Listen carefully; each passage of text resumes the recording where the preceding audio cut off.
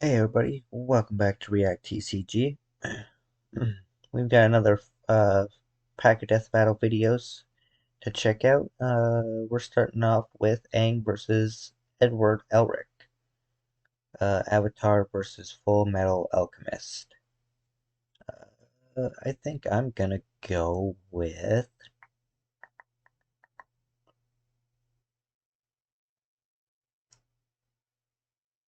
You know what, I think I'm gonna go with Aang. Fuck it. He's the one I know better. So that's who I'm going with. I'm assuming that he's a pacifist, but like, I'm assuming the rules, like, they take away stuff like that, like Batman's no kill rule and stuff and that kind of stuff. Hymns.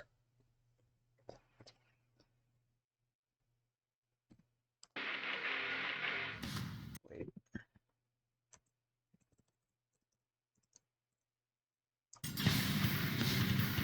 The elements make up every aspect of the world we live in, and no average person can tame them. But somehow these kids can master them with a vengeance.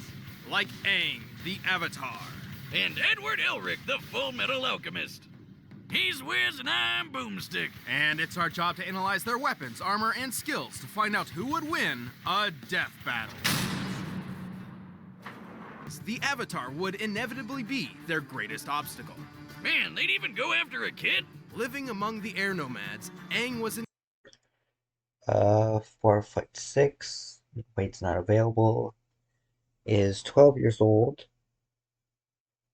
Technically, what is this, DOD age?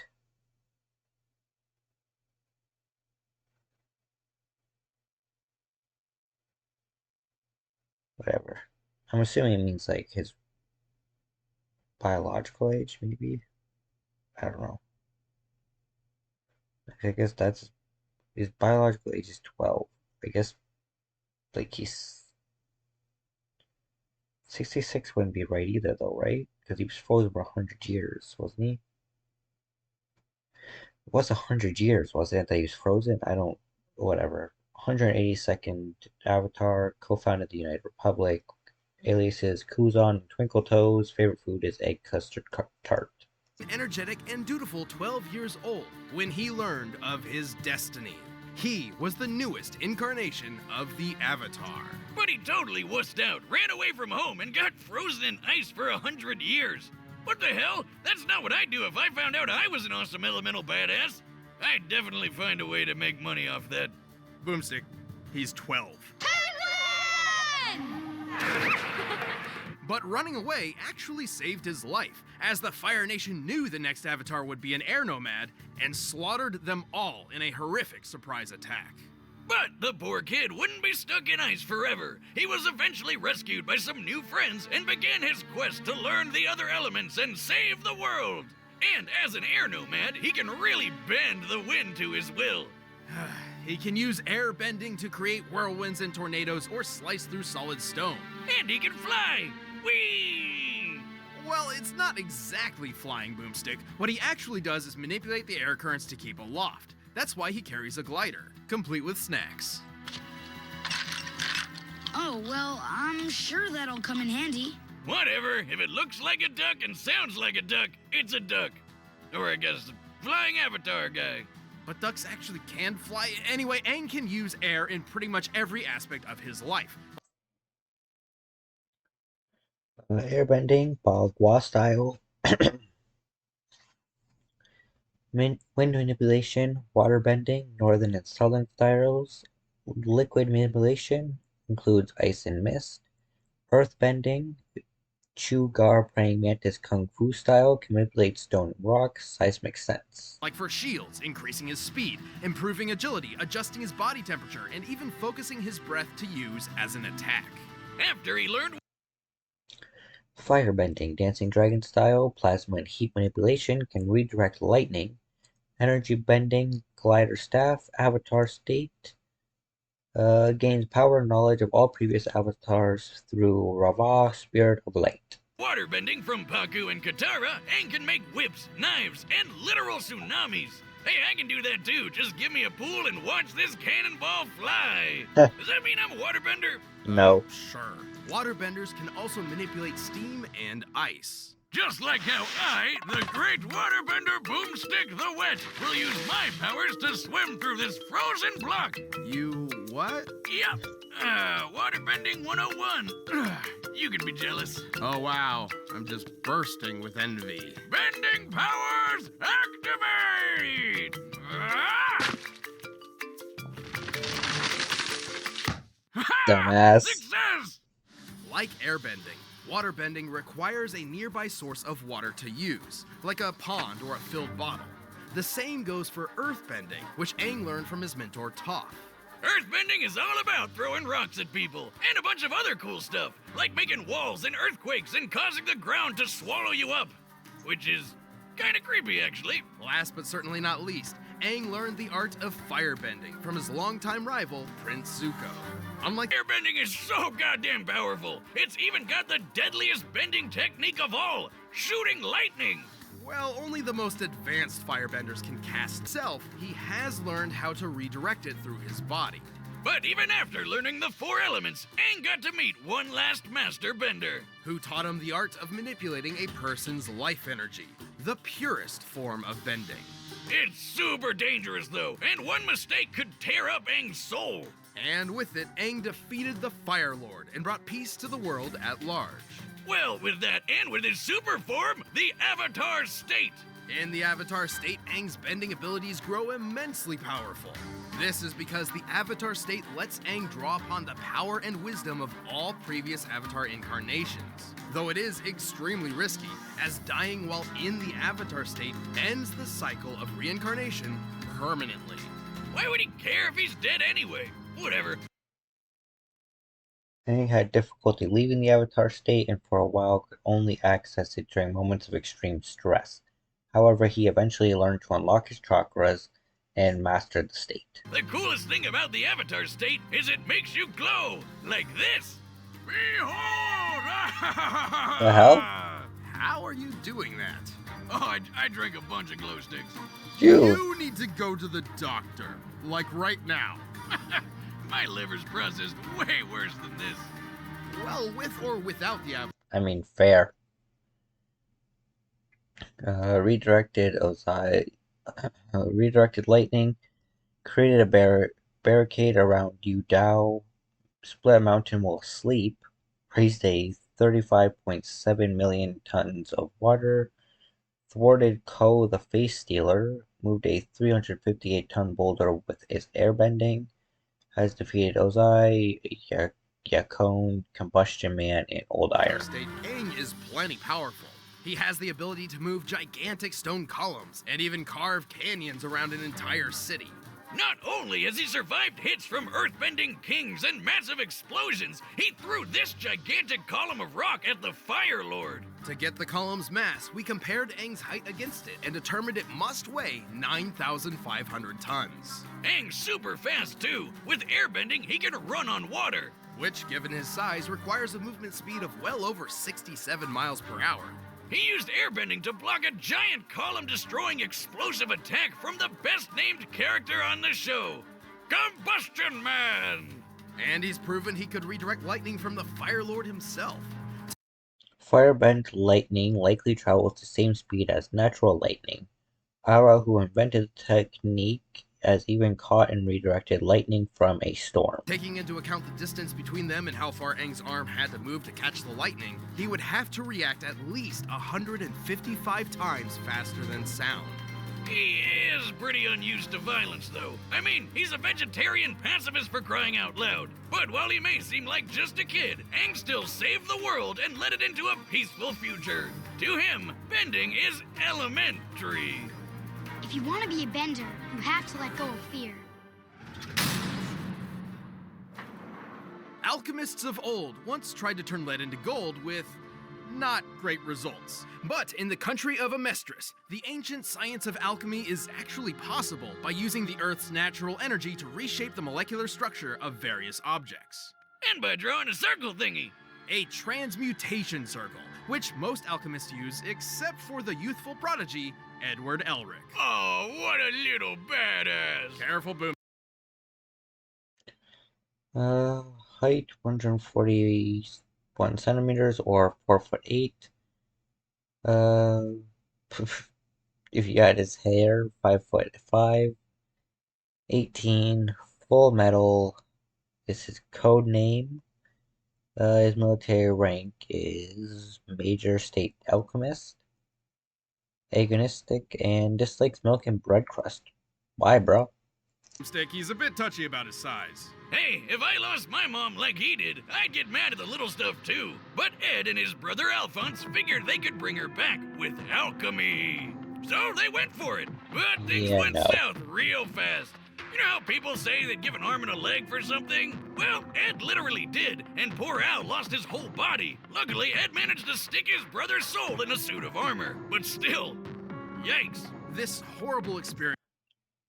Well, the manga will be our primary source for analysis, and by proxy, the faithful 2009 Brotherhood anime adaptation.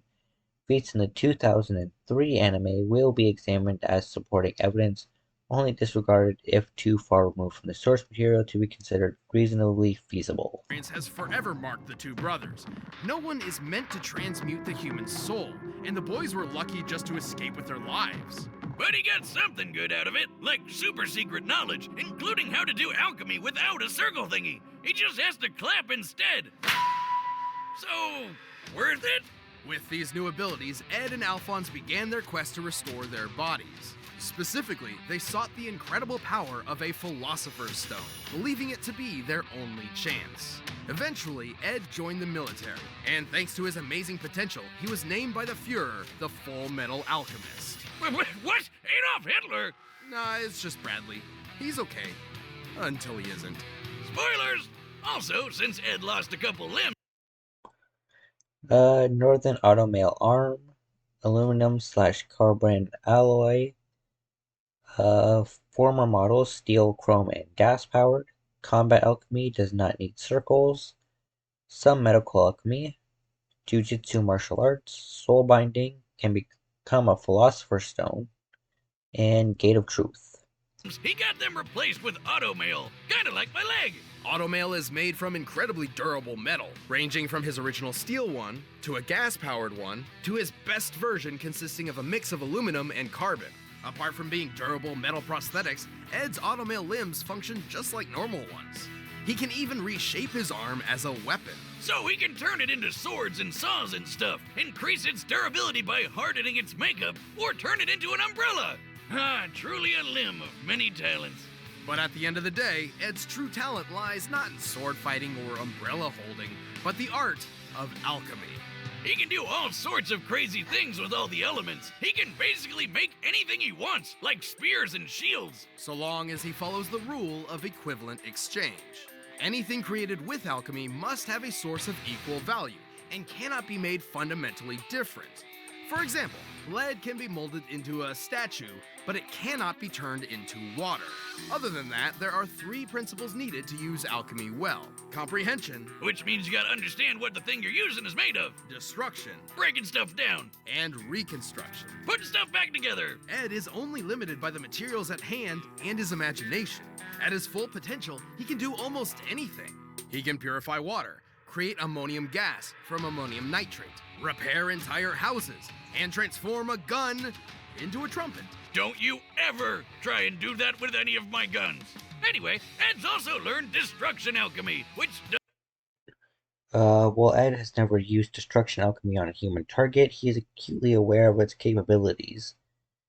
Scar has used it against people to great effect. does exactly what you think it does. Make a big ol' kaboom. Ed's used it to destroy stuff like automail, but it can also be used to explode people's heads.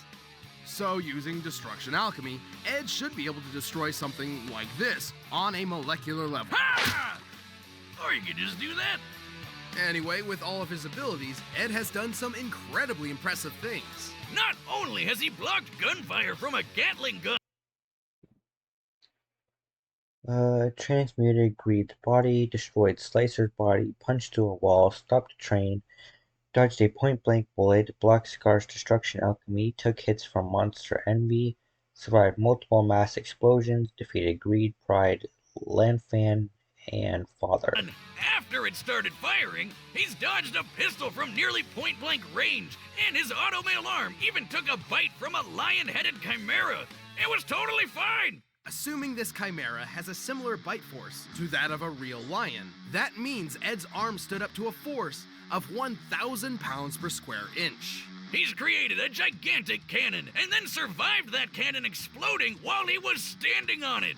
And then he survived being on top of a huge boulder exploding too! We can measure the boulder's explosion against Ed's size to get an approximate energy output. With a radius of 36 feet, this blast must have been equivalent to over 100 tons of TNT. How's that for equivalent exchange, bitches? He also survived an explosion that took out most of a 10-story building. Even apart from being tough, Ed has shown considerable strength when using alchemy.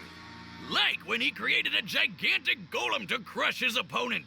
By measuring the size of the stone golem's thumb, comparing it to the size of the average human's thumb, and using that scale to estimate the size of the golem, that gives us an estimated weight of over 3,000 metric tons. All this without any Philosopher's Stone, because it turns out those things are really, really messed up. Right. Philosopher's Stones are extremely powerful and can be used in many different ways. Kimberly the Crimson Lotus Alchemist, for example, used one to create a massive explosion equal to 157 kilotons of TNT. However, it turns out that these stones are composed of imprisoned human souls. So Ed and Al vowed to avoid them on principle. Although Ed can boost his alchemic power in a similar manner by drawing on his own life force, increasing his potential at the cost of shortening his lifespan. But that's what Ed ultimately had to learn, what it truly means to let something go. And so he found another way to revive Al's body, sacrificing his own power for the sake of family. Aw, what a nice guy! But all in all, so long as Ed knows what he's trying to transmute, he's an amazing force to be reckoned with. Now let's go home. Together.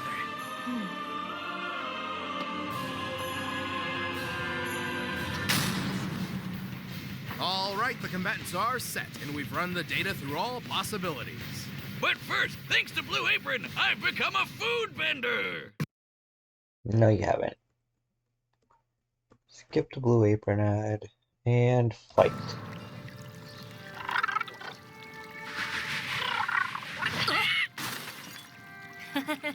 Sorry, Momo. You're just too little. Little! Who are you calling a pipsqueak, you stupid hairless kid? Nobody?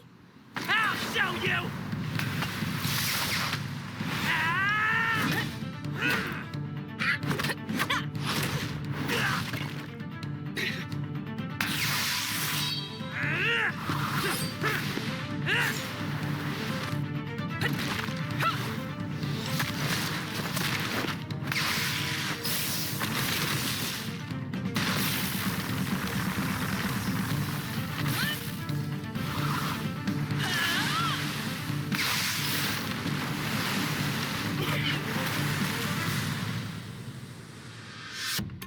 You know, there are actually a lot of advantages to being short.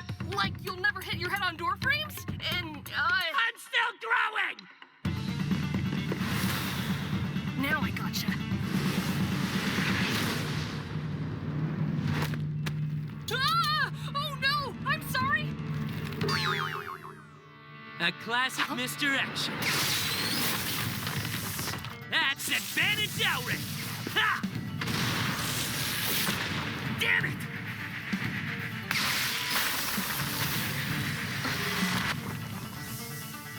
How's this for small?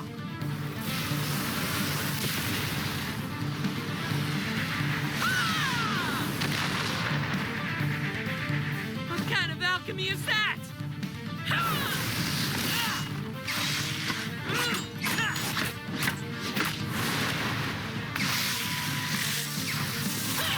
Okay, no more clappy magic.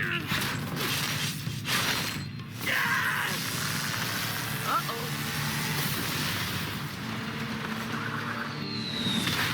No, my cabbages! Yeah, that's the stuff. I won't lose you again. Guys makes sense. There you are! Nice try, Shorty!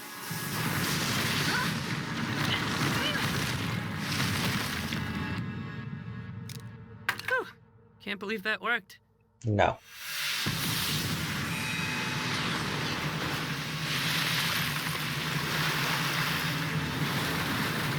This ends now.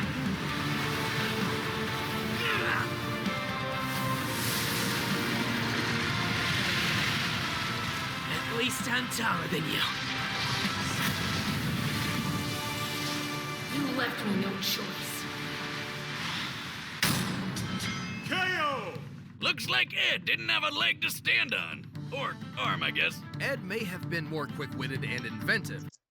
Technically, Aang would have gained far more combat experience than Ed once he entered the Avatar state, since he would be accessing the memories of all previous avatars across 10,000 years. And he certainly had more combat experience. But Aang's bending abilities were far more versatile and readily available than combat alchemy.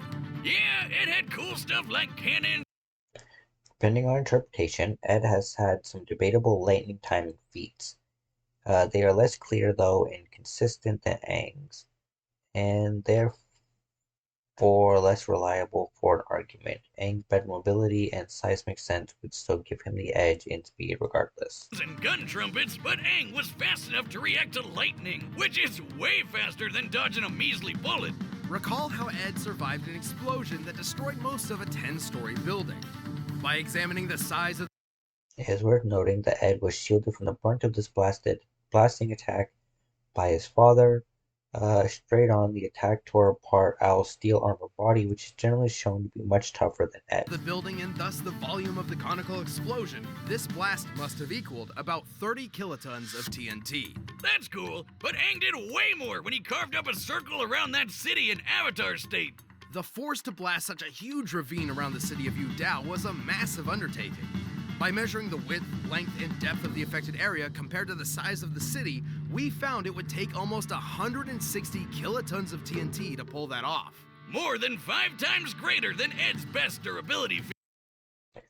The closest Ed ever got to experiencing this level of destructive force was from Kimberly, who nearly killed him. Even if Ed could miraculously survive this level of power, past incarnations of the Avatar have feats of volcanic eruptions calculated to be in the gigaton range. So Aang definitely had the stuff to crush Ed's automail arm, and the rest of him. Granted, Ed could reach this sort of power by sacrificing his life force. Remember Kimberly's explosion, the one empowered by a Philosopher's Stone, a blast worth 157 kilotons of TNT? That's almost identical to Aang's feat, and theoretically, Ed could have been capable of this level of power. Theoretically. However, a Philosopher's Stone uses many souls, while Ed could only draw from his one. Not to mention, drawing from his own life force meant his power-up had a very short and dangerous duration limit compared to the Avatar state, which has no such limit. But even so, Ed's tactics and creativity kept him in the fight, yet the Avatar's speed, power, and versatility was too much for him. Aang may be a pacifist in canon and would hardly kill anyone, but unleashing his full power is a sight to behold. Just when Ed thought he had the hang of it, he missed the mark. The winner is Avatar Aang. Thanks for watching this episode of Death Battle. Next time on Death Battle, it's Ghost Rider versus Lobo.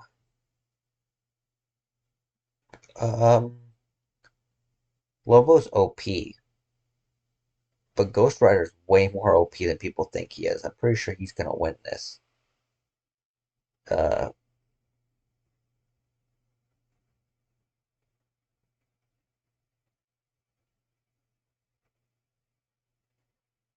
I guess let's see, who's gonna win this heavy metal fight.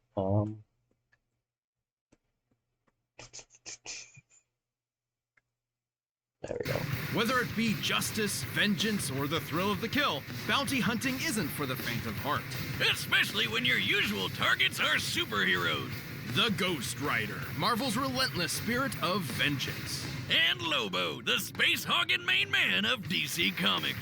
He's Wiz and I'm Boomstick. And it's our job to analyze their weapons, armor, and skills to find out who would win a death battle.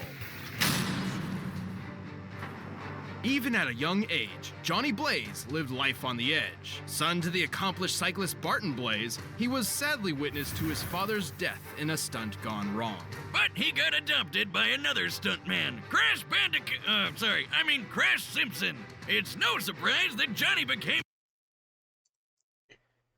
Real name Jonathan Blaze, 6'2", 220 pounds, is a former stunt cyclist, fan of David Bowie, bound with Zarathos, the spirit of vengeance, hates Devil because he wants the name, and famously portrayed by Nicolas frickin' Cage. a stunt performer himself until Crash's wife died in a stunt gone wrong. Only now apparently aware that motorcycles can be dangerous, Johnny swore to never perform again. And then Crash got cancer. Damn, even I don't have parent issues this bad. Completely devastated, Johnny refused to let Crash die. Willing to risk it all, he turned to the one person who could fix everything. Everyone's favorite problem solver, Satan! Hail Satan! This was Mephistopheles, one of the many lords of hell who happened to have a special interest in Johnny's family line. To save Crash's life, he cut a deal with the devil, curing the cancer at the cost of selling his soul. The deal succeeded, and Crash was healed, but then he died in, well, a stunt gone wrong. I mean, he's a stuntman whose name is Crash. Should have seen it coming. And after all that, Johnny got stuck with being Mephisto's bitch for eternity. Mephisto even sandwiched him together with a demonic spirit of vengeance named Zarathos. Zarathos, ask your doctor if it's right for you, or your exorcist. Long ago, Zarathos... Ask your doctor if it's right for you, or your exorcist. Side effects include fits of rage, acne, bleeding, baldness, blindness, whooping cough, hallucinations, coma, and trouble swallowing. Long ago, Zarathos was a powerful demon who threatened Mephisto's realm. Eventually, Mephisto defeated him, forcing him into eternal servitude. And with their power combined, Johnny and Zarathos roamed the world, punishing the wicked as the embodiment of a death metal album cover, the Ghost Rider. Hell yeah. Ah! Oh god, that's terrifying! Well, sure, his visage instills fear unto many. What? No, Ghost Rider looks awesome! I'm talking about Nick Cage. Fair. Agreed. Anyway, as the Ghost Rider, he became one of the universe's greatest threats. He has superhuman strength and speed, and his skeletal body can regenerate from practically any amount of damage. And if Daniel Ketch, another Ghost Rider, has regenerated his entire body from nothing but hellfire, proving complete immunity from physical damage. Blaze's last name wasn't obvious enough. He can shoot fire. Oh, but not just any fire. Hellfire. The best kind of fire. The kind that's infused with magic that burns not just your flesh, but bypasses conventional defenses to attack your very soul. He can throw fireballs, raise walls. Superhuman physique, hellfire, mystic chains, demonic magic, regenerative healing, sin and soul manipulation, penance stare, and the hell cycle. Balls of flame rain fire from the sky and even conjure weapons and objects out of thin air, such as a demonic shotgun and an infinite stream of chains. And his badass ride, the hell cycle. This baby can look however Johnny wants, but he usually summons it as a panhead chopper. It can respond to Johnny's thoughts, scale walls, and even outrace Thor's hammer Mjolnir. The same hammer that crossed a galaxy and back in a single minute. You know, I lit my chopper on fire once. I didn't know you had a motorcycle. Well, yeah, up until the fire. Makes sense. Rest in peace, Roadhog. At least you went out in a blaze of glory, like Bon Jovi said. But while his hellfire and chains are vicious weapons in their own right, they're often used to ensnare the Ghost Rider's victims as he goes in for a truly diabolical kill. Or should I say, a penance. The penance stare is basically Hell's timeout corner of pain. Ghost Rider isn't angry, he's just disappointed, and he wants you to think about what you've done, and it to hurt. A lot. Under the penance stare, the Ghost Rider forces you to relive all the pain and misery you've inflicted on others throughout your entire life. No indiscretion, no matter how minor, is safe from the Ghost Rider's gaze. Oh, that time I put ground laxatives in my 4th grade math teacher's coffee and gave her the shits. Does that mean the stare would give my soul the shits too? Not literally, but you would experience the anger, humiliation, and the butt cramps. So, basically eternal damnation. Got it. But should your sins be so numerous and terrible, the penance stare could even obliterate your soul, leaving you an empty husk. The stare doesn't work on everybody, though. The penance stare's success ultimately relies upon the Ghost Rider's own judgment. It has also been used for other purposes. For example, Deadpool has survived, in quotation marks, because Ghost Rider only used the stare to show him to rethink his life choices. So, you might survive if you're blind, don't have a soul, draw power from pain, or if you're a weirdo like Thanos who gets off on that shit. Still, Ghost Rider's grab bag of hell powers let him tear up some of the biggest assholes in the world, and even some of the good guys like Hulk, Thor, and Doctor Strange. He's quick enough to dodge bullets or Blew up a mountaintop, outspread Mjolnir, dodged an enchanted sniper bullet, survived battling the World War Hulk, can cast Hellfire Nova, used the penance stare on a whole city at once, has defeated Mephisto, Doctor Strange, and the Hulk. even outright catch them in his teeth. He's powerful enough to create massive eruptions, blow up mountains, and even tear down a skyscraper. The average skyscraper weighs over 200,000 tons. That's the same weight as 1,100 blue whales. Or one ex-wife. I'm gonna write that on her next alimony check. And given his hellish heritage, he's rather difficult to kill. Bullets, poison, fire, he's survived it all. Even a beatdown from World War Hulk just got him even more pissed and extra flamey. Not just that. Remember Zarathos? Johnny Blaze isn't simply a host for the demon, but a limiter for his full power. Throughout his life as the writer, Johnny has constantly battled Zarathos in the mind, barely holding on to some semblance of sanity. Should his will to resist the demon falter, Zarathos can take full control, and all hell breaks loose. Not literally, but pretty close. Oh, and plot twist, Zarathos was never actually a demon at all, but an angel of justice. Fire skull head and everything. When he's unleashed, he becomes so powerful, even Doctor Strange wets his robes. And this is the guy who pops supernovas like Pez. While Zarathos was bonded to another host, they even managed to defeat The new host, Alexandra, required Adam's help in unlocking her full power against Mephisto. This did not amplify or increase said power, but merely draw it out. Therefore, this... Jesus, sorry.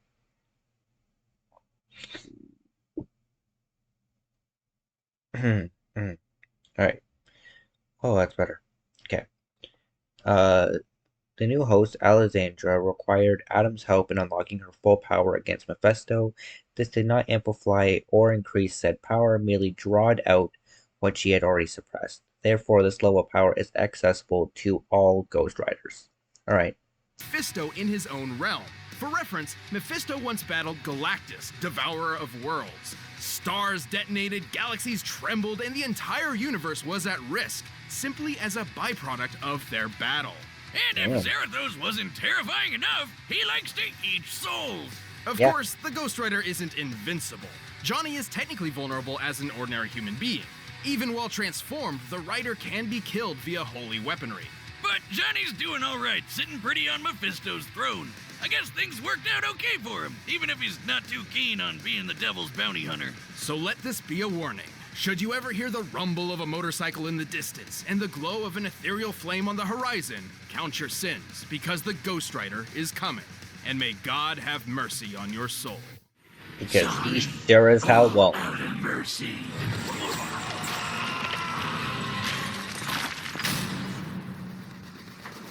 Let's turn the clocks back to a distant era of sin and debauchery. The 1990s. Inspired by the financial success of Watchmen and The Dark Knight Returns, comic writers started churning out grim and gritty superheroes by the dozen, like Cable, Azrael, and Overkill. Yeah, they were badass looking at first, but I mean, what's even happening here? Like, it got bro, so absurd no. First, but I mean, what's even... We cannot just go past this. Like, for real, what the fuck is this? Like, this doesn't look like a fucking buff superhero. This looks like a fucking fat guy put on like one of those fake muscle costumes. And it's like, oh, I'm buff as fuck, man. Like, this is just ridiculous. Oh, man. Happening here? It got so absurd that someone needed to knock these roided out monstrosities down a peg. The world needed a hero. No, A parody. Enter the planet Zarnia, once the brightest beacon of peace and happiness in the universe, until its inhabitants were annihilated by a biological catastrophe, leaving only one survivor. The last son of Zarnia, Lobo. Lobo. The one that killed all the rest. His real name is unpronounceable. 6'4", 305 pounds. Is a bounty hunter, also known as the main man. His favorite word is Bastich. The Archbishop of the First Celestial Church of the Triple Fish God. What the fuck?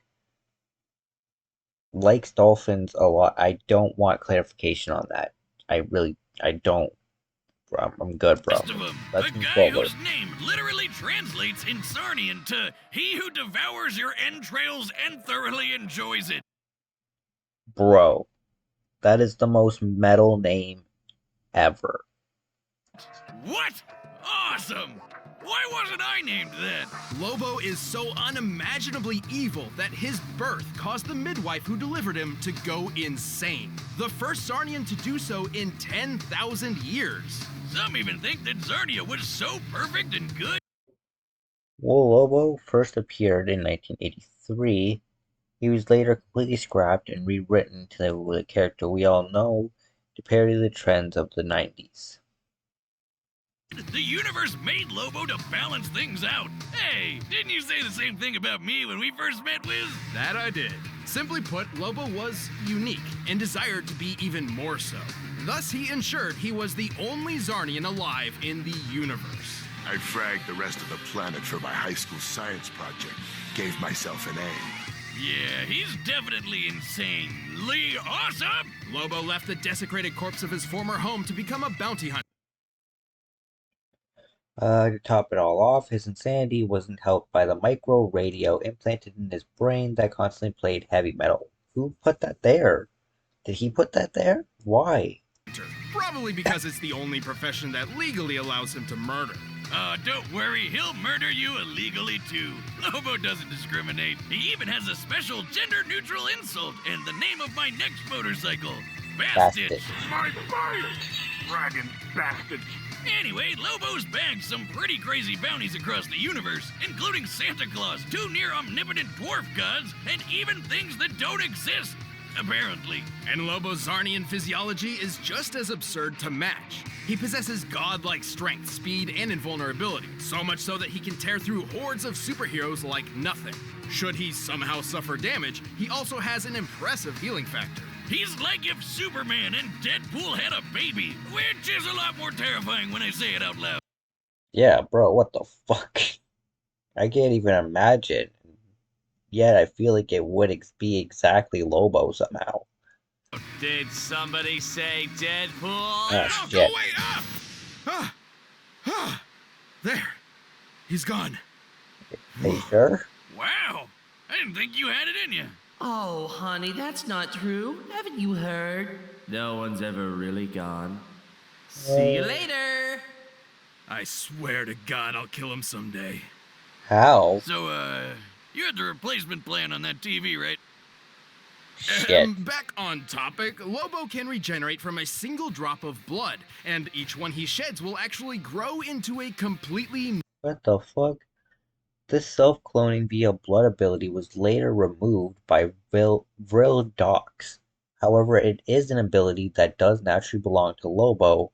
In following Death Battle Rule number 3, this power is included in this analysis.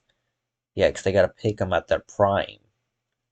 And I mean, technically, this is him at his strongest. New Lobo. No, I'm not making that up.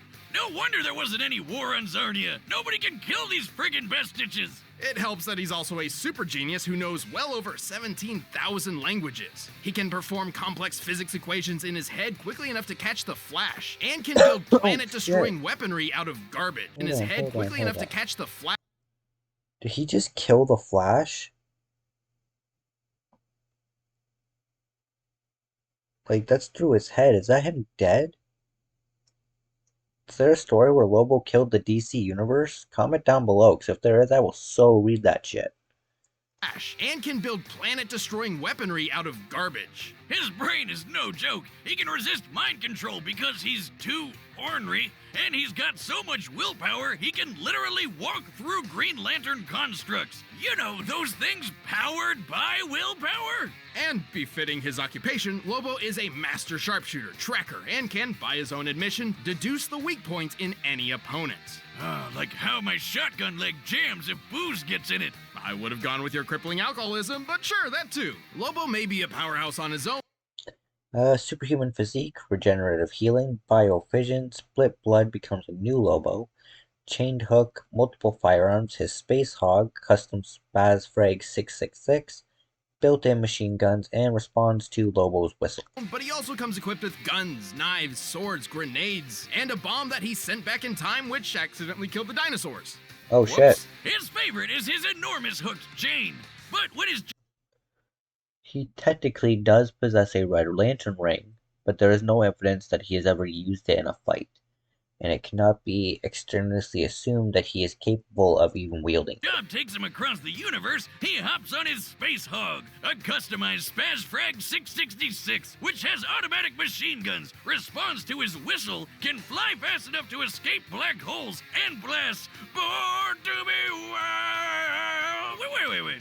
How can he sing in the vacuum of space? Oh, That's where you're drawing the line? Not the time he, say, pulled the alien entity Solaris out of the sky, which is as heavy as a star, despite lacking leverage? I like how he... What the I possess stellar mass. You lack leverage. This is illogical. I don't do logical, bro. What the fuck? Dude is insane, and yet I hold by my fucking vote. I think Ghost Rider's still gonna beat him. Even admits that didn't make any sense. Using a small to medium-sized star like our own sun as a reference, Solaris should weigh nearly 2 octillion tons, over 300,000 times heavier than Earth. So, pretty tough to bench press. But how about the time he was fighting some rabbits and then he got so face-meltingly angry that he just straight up ate a city? All at once! Disclaimer, don't eat away your feelings. It's not healthy. Drink them away instead. Don't do that. But that is trillions of tons of steel and rubble condensed into a sphere smaller than the palm of his hand. By my calculations, that compressed ball should be over 20 times denser than a neutron star.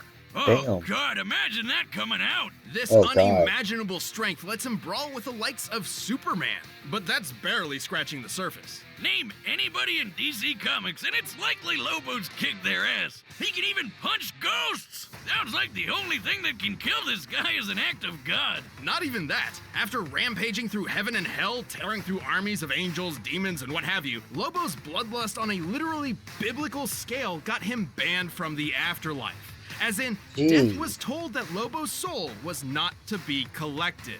So he just can't die? That Lobo's soul... Hold on. Whoa, what? Scale got him banned. You geezers were, bro.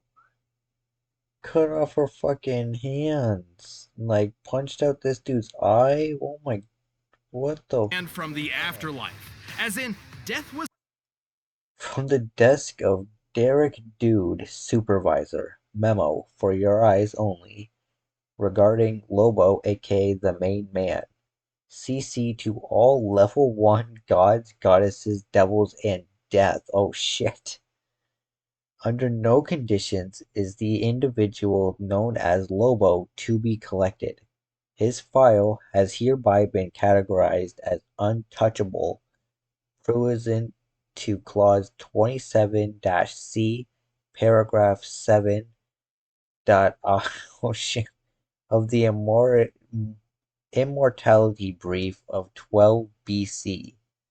Thank you for your kind cooperation in this manner, bro. Was told that Lobo's soul was not to be collected. So he just can't die now? Not in the traditional sense. He's had his head disintegrated. Is banned from both heaven and hell. Once beat Supergirl in an arm wrestling contest, pulled down Solaris against all possible logic, devoured an entire city at once, wiped out the dinosaurs, survived battling the Mask. Oh shit, bro. For those of you who have read the Mask comics, you know how crazy that shit is. Allegedly assassinated Santa Claus, defeated Superman, Guy Gardner, and the Flash. Reduced to a skeleton, even been turned into a spirit that just kept on fighting until he got his body back. The only thing that has ever really held the big lug back is his weirdly consistent integrity. Namely, he'll always keep his word no matter what. Seems pretty weird for a cosmic madman, but he also loves dolphins and will literally go to hell and back to protect them, so who even knows anymore?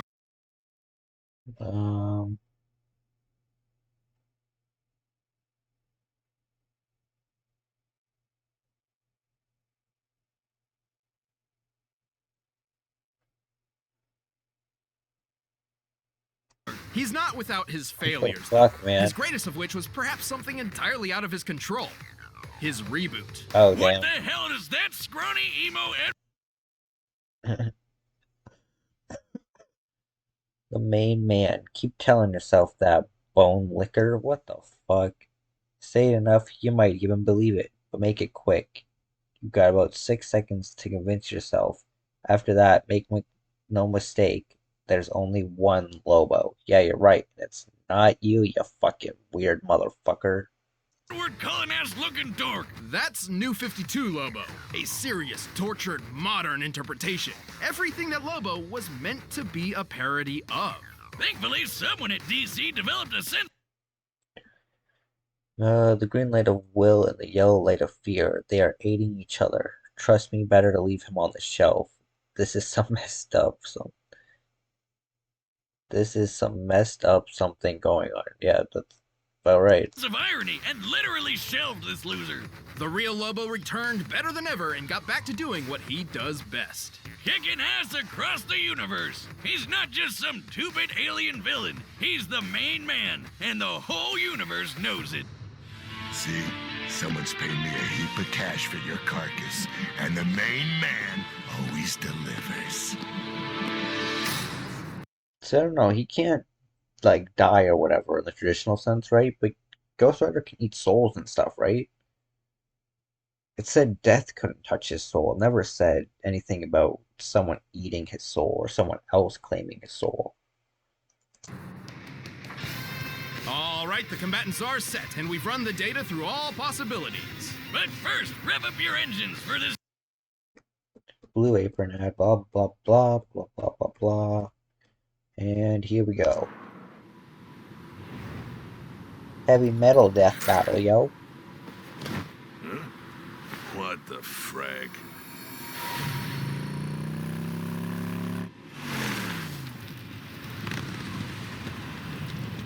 Lobo of Zarnia, your sins are innumerable. I am here to... Dick.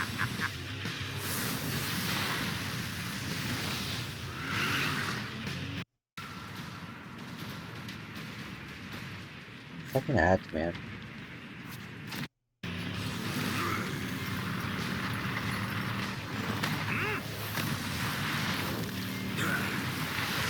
Beetles, gaze my bounty! I'm gonna skull frack ya! You're gonna die trying, Lobo. Oh. You one ugly freak. Look into my That's fair. eyes. Your soul will burn in hell. Damn. Is that a fact now?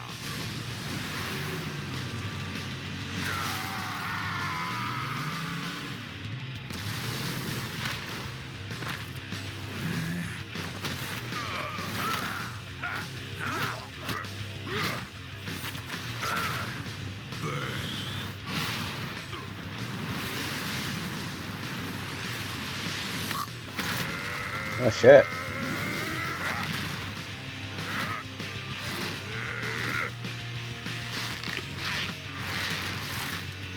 Bottoms up!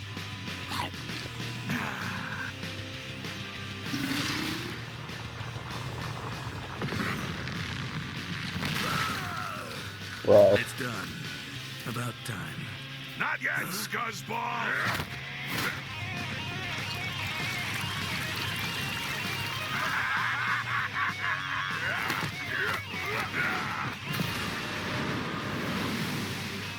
You will all die screaming!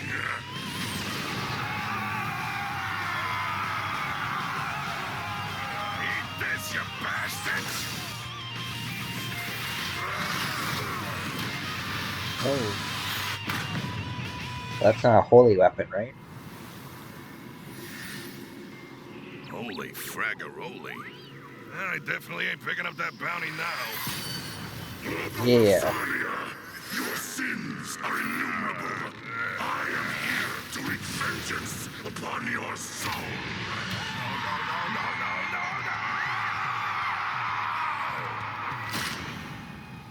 Damn. Got his ass.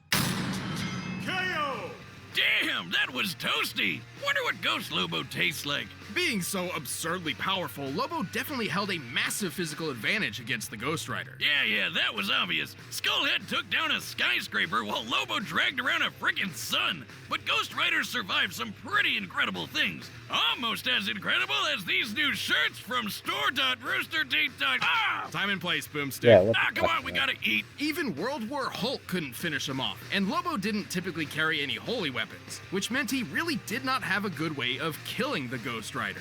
Yeah, but who needs holy weapons when you're strong enough to crush a whole city? Couldn't he just overpower Johnny? A good question. However, do you recall how powerful Zarathos was? Zarathos was an equal threat to Mephisto, whose battles tore apart the universe. Doctor Strange, a being of universal power, was utterly terrified by Zarathos' true might, making this scaling supported and consistent. Once the Ghost Rider released his true power, Lobo's physical advantages hardly mattered anymore.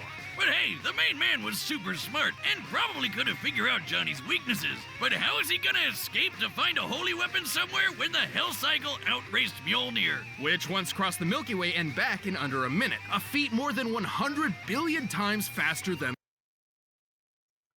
Based on feats, Lobo's own combat speed was greater than the Ghost Rider's. However, greater speed alone was not enough to survive Zarathos. light, more than capable of keeping up with the Space Hog. They were both as unkillable as you can get. But since Lobo was banned from the afterlife, how could he ever lose?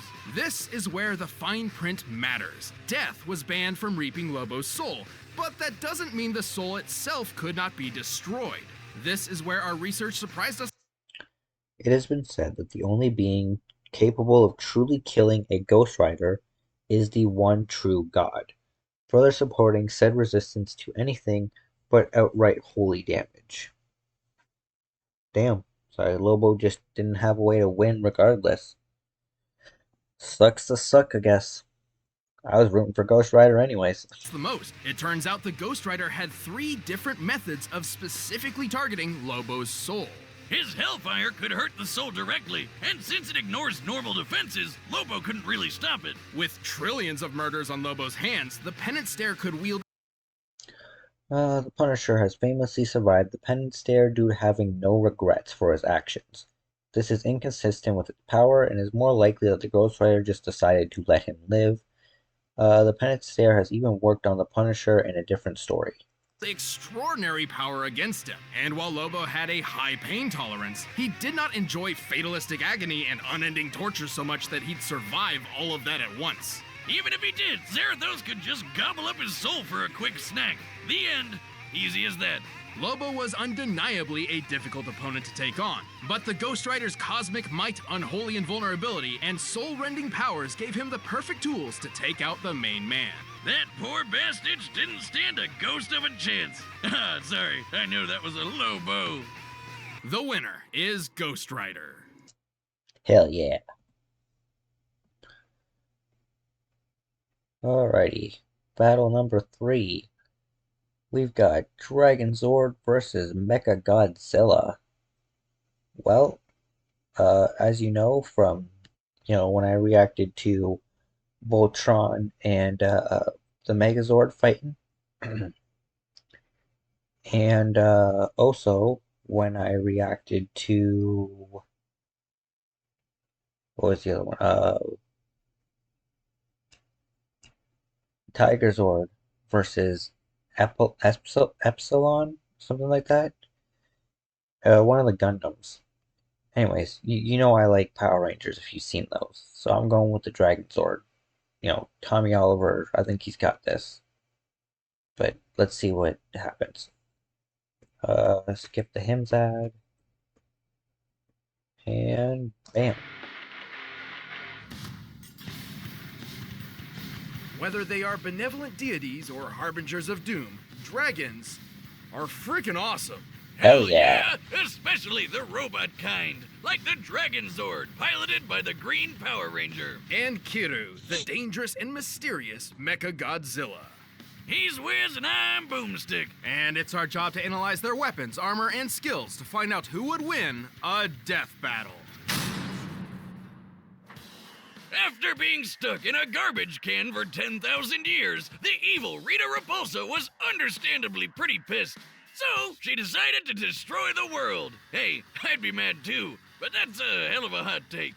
And so Earth's guardian, Zordon, put a plan into motion. 5 heroic teenagers would defend the planet with their Dinozords. They were the Mighty Morphin Power Rangers. You'd think a bunch of kids in spandex would have a tough time fighting an ancient witch, but they got used to taking out her weakly monsters pretty quick. Like a normal 9 to 5, just with giant robots. But Rita had a plan. If her creatures could not defeat the heroes, she would create her own ranger. The Green Ranger, along with his robo-reptile, the Dragonzord.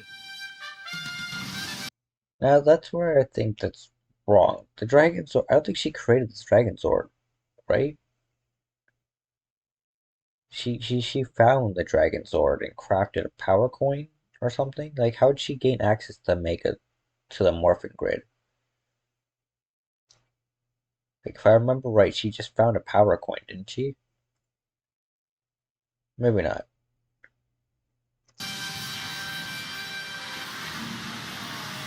Comment down below if you know the answer. And while you're down there, comment your favorite Power Ranger show.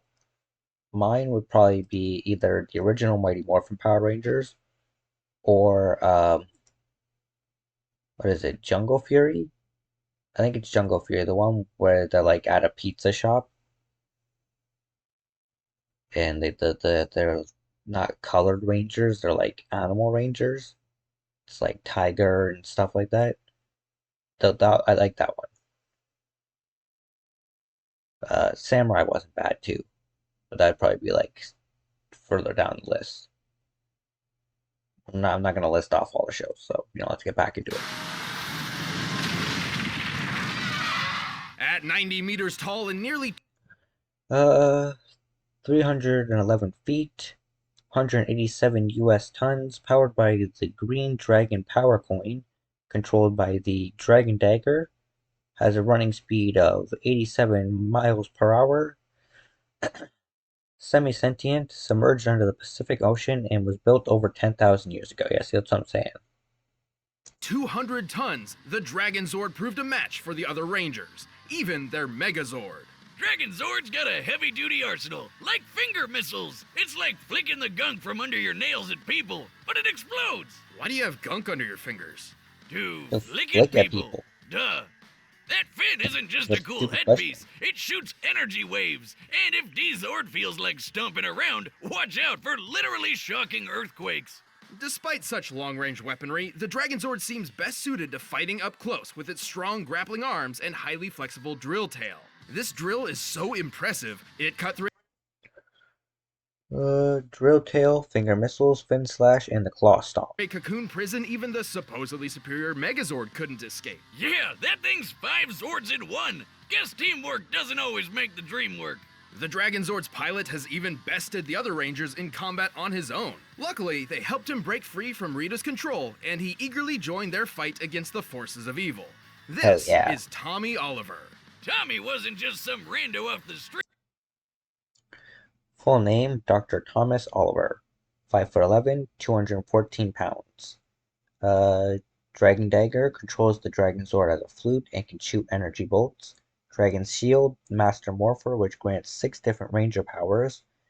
He knows Karate, Kempo, Taekwondo, Judo, and Shinkido. And his favorite food is cornflakes with raisins. So you mean Raisin Bran? This guy is an expert martial artist and super dedicated to ranger work. So much so, he kept wearing the tights for years and even mentored other teams. He summons and controls the Dragonzord with the Dragon Dagger by playing it like a flute. Wait, are all knives secretly flutes? No. They've never, not been flutes. Oh my god, really? Wait a minute, why didn't this come up in poultry science class? Chickens don't like music? How stupid do you think I am? Chickens love music! Ah! Oh. This is what they mean by a sharp note! No. As the Green Ranger, Tommy draws power from Boomstick. What the shit, man? His fucking. Oh my god, his fucking face. Oh god. That was a perfect spot to rewind to. God, this is what they mean by a sharp note! As the Green Ranger, Tommy draws power from a universe-spanning energy called the Morphin Grid. His grid connection powers the Dragonzord, too. He's a superhero and a battery. Though like most other Zords, enough damage can disrupt the Dragonzord's connection to the Morphin Grid and take it down for good. But good luck trying. The Dragonzord is super strong. It made short work of Rita's monsters and even beat the Megazord, which has an average power output of 50,000 megavolts. That's the same kind of power as a nuclear warhead. The Megazord was strong enough to punch a 10,000-ton monster about 40 meters off the ground, a punch worth 90 million newtons of force. The Big D can even fly past escape velocity and reach the moon. That's over 30 times the speed of sound. The Dragonzord is also extremely durable, possibly more so than any other individual Zord of its generation. The Megazord once threw it into this mountain, which shattered. By comparing the known size of Dragonzord's foot to said mountain and applying the energy necessary for violent fragmentation against rock, we determined the destructive force to be worth more than 350 tons of TNT. Damn! The big dragon held it. Flew to the moon, fought underwater unhindered, was punched out of the moon's orbit, tanked the White Tigerzord's thunderbolts, survived battling the Thunder Megazord, has crashed through a mountain, beat the White Tigerzord in a single strike, and has defeated Goldar, the Megazord, Shellshock, and Babe Ruthless. Really? Fucking names, man. Zone against the upgraded Thunder Megazord, and even one-shot the White Tigerzord, which was supposed to be its better in every way. While it's unlikely the Dragonzord could actually defeat the Thunder Megazord on its own, it certainly stands a chance with its ultimate form. That's right, it's got a semi-Megazord mode of its own, while each Battle Ranger has their own Zord. For example, in Green with Evil Part 2, the Megazord was formed without the Red Ranger presence or power, despite the Tyrannosaurus Dragonzord being an essential piece of the Megazord. There's been a few times when a Ranger has called on other Zords, not to pilot directly, just to combine with theirs. And so, Tommy can summon the Mastodon, Triceratops, and Saber-Tooth Tiger Zords to form Dragonzord Fighting Mode. Hell yeah. Battle Mode. Or Dragon Megazord. He never really settled on a name. Well, it's mighty powerful, and 328 feet, 617.3 US tons, also called Battle Mode and Dragon Megazord, combines with the Triceratops, Saber-Tooth Tiger, and Mastodon Dragonzords. Dinozords. New weaponry, power staff, and fin laser. turns its tail into a drill spear that kills basically everything in one shot. Seriously, it never lost a battle against anything Rita threw at it. So, why don't they always use that? And Rita's magic is devastating enough to obliterate an entire floating island.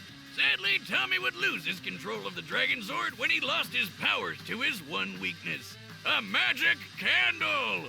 Oh no! Look out for slowly dripping wax! But powers or no powers, Tommy kept fighting the Dragonzord's parts were inexplicably seen on the Ninja and Shogun Ultrazords. Older Zords have been salvaged to build new ones, so it's possible that this was in fact its ultimate fate. good fight, eventually regaining his original Morphin abilities with the Master Morpher. Perhaps one day, the Dragonzord will rise again. Dragonzord!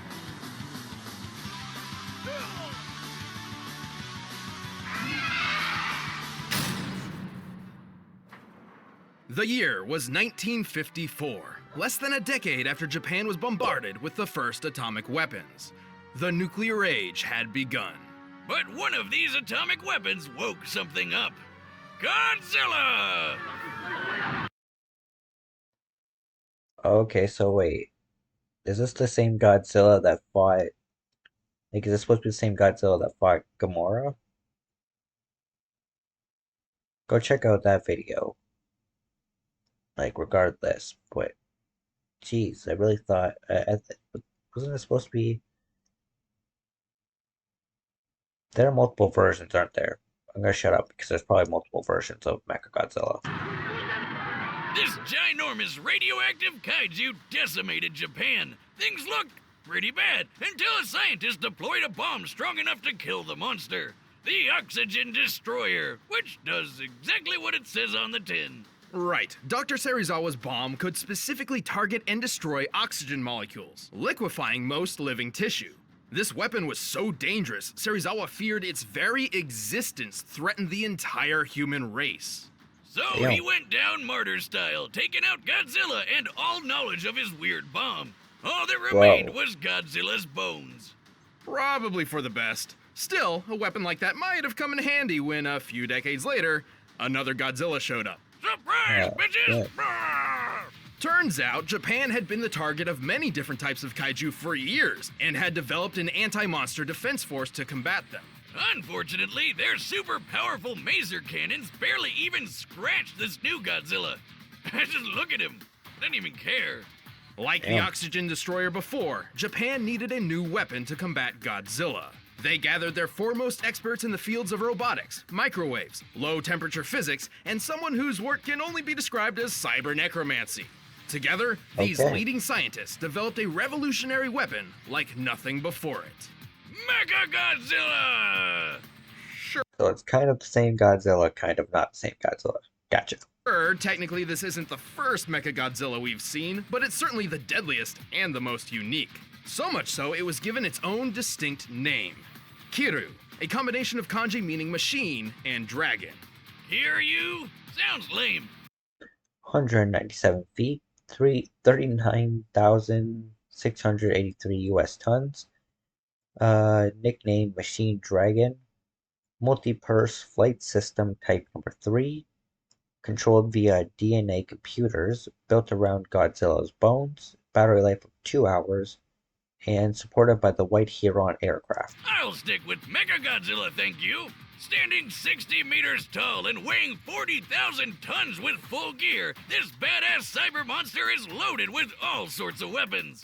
Rocket launchers, rail cannons, grappling... Twin maser cannon, rail guns, maser blade maybe? Spiral claw, grappling wire, rocket boosters, absolute zero cannon, back unit, rockets, and guided missiles. Wires, spinning drill hands, a battering ram jetpack, and even retractable Assassin's Creed blades with an extra zap. And just like Zilla himself, Mecha G fires laser beams from his mouth. This twin maser cannon is twice as powerful as the maser guns that successfully killed other non-Godzilla giant monsters. Kiryu is certainly skilled in melee combat and is surprisingly athletic for its size. Damn. Look at it go! However, with its enormous arsenal, it is far better suited to long-range strikes. Like with its ultimate weapon, the Absolute Zero Cannon. Damn! So it's like a super ice beam? As the name suggests, it unequivocally brings its target's temperature to absolute zero, or 0 Kelvin. But this beam isn't just freezing its target, it's literally destroying all of its existing energy at once. A practically impossible feat of physics. This results in crushing the entire target from within at an atomic level. Oh Damn. my god, Zilla! Speaking of which, Bad pun, but that is a crazy ass weapon, bro. Kiryu is actually built around the skeletal remains of the original Godzilla, giving him all the size and strength of the king of the monsters. Hell It's yeah. kind of like they're pulling off a robotic Weekend at Bernie's with Old Man Godzilla's bones. Yeah. Amazing. Kiryu also utilizes biochemical and molecular-based DNA computers, which are actually based on real-life experimental technology. This infused Godzilla's own DNA to improve operation speeds and give Kiryu subconscious motor control, sort of a simple AI, which lets it perform some limited actions on its own, exactly like my own Cyber Goose. With the skeleton of a goose and some extra parts I had lying around, I say he's a masterpiece of modern science. Well, he's got 2 heads now, so do we call him a goose or a geese? It's a goose. Just one goose. But 2 heads make 2 goose, therefore a geese. It's a goose! Oh shit. Oh yeah, this version's much better. Kiryu is piloted by Lieutenant Akane Yashiro, a longtime member of the Anti-Megalosaurus Force, and your standard self-loathing anime protagonist. She thinks she's worthless because she has no parents. Full name, Lieutenant Akane Yashiro, 5'5", 99 pounds. Damn, she's light. Part of the JXSDF Anti-Megalosaurus Force. God damn, that is a mouthful. Former Maser Cannon operator. AC-3 White Heron, max flight speed of 578 miles per hour, dual pulsating cannons, and microwave energy transmitters. And accidentally got some of her friends killed, so now nobody really likes her, which is real bummer. But hey, cheer up, lady! You get to fight giant lizards with a big-ass killer robot, and that's freaking awesome! Akane doesn't technically pilot from within Kiryu, but rather from a nearby jet plane, the AC-3 White Heron, which can fly over 900 kilometers per hour. Under Akane's control, Kiryu has battled Godzilla several times, and always came out on top. But plot twist, Akane isn't Mechagodzilla's only pilot. It turns out there's someone else behind the controls, a ghost in the machine. It's the spirit of the original Godzilla!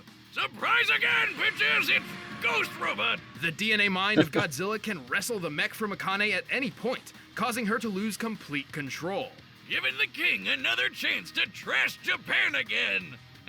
Always fun to relive the good old days. Though it is strongly implied Akane and Kiryu came to an understanding of sorts, realizing that they were each shadows of a tragic past struggling to find purpose in life. Like college roommates. Regardless of who is steering the ship, Kiryu is an extremely tough machine. He's lifted and thrown Godzilla around like a sack of potatoes, and this version of the Big G weighed 25,000 tons. Kiryu actually survived being at the epicenter of its own Absolute Zero blast, and multiple direct hits from Godzilla's atomic breath attack. Which is even strong enough to overpower the Absolute Zero. Kiryu is even fast enough to dodge the atomic breath, which, based on this instance where an older Mechagodzilla forced the beam into space, likely travels faster than Mach 2 speeds. Has lifted and thrown Godzilla, survived the Absolute Zero epicenters, dodged Godzilla's atomic breath, flew from Alaska to Russia in minutes while carrying a monster that weighs 6,000 tons, atomized multiple buildings at once, and has defeated Godzilla, Gigan, Destroyer, and Space Godzilla. Kiryu itself could also fly from Alaska to the middle of Russia while carrying another kaiju in just a few minutes. Given how quickly Kiryu's fuel burns in flight, in order to make it, Kiryu was likely flying around Mach 40. But that's sadly the Mecha Monster's biggest flaw. Its battery life is worse than the goddamn Nintendo Switch. While the White Herons can use microwave tech to recharge Kiryu on the fly, a full charge only runs for about 2 hours at most. And using more intensive features like jet flight and the Absolute Zero cannon drains it much, much faster. In fact, just one use of the Absolute Zero drains 40%. But who cares? When he's so badass, he can tear you apart in just a few minutes. You should care, because that's a pretty big power drain. It's possible the Dragonzord might be able to take advantage of that. With all this power at his metal fingertips, this is one epic machine. No man or beast stands a chance against the might of Mechagodzilla. Kiryu? お前にはわかるよね。さあ、そろそろ行こうか。All right, the combatants are set, and we've run the data through all possibilities. But first, I've got a kaiju. Blue apron, blue apron. Oh, Alright. Let's go Dragonzord, come on.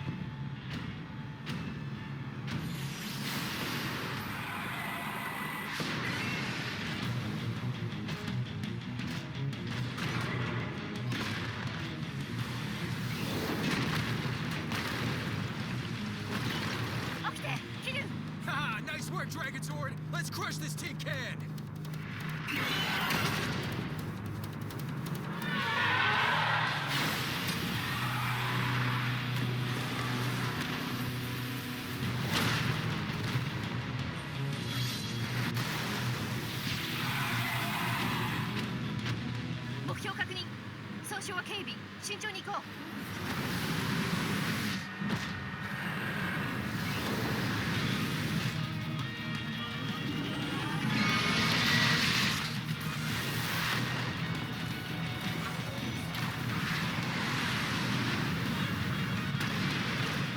Oh shit.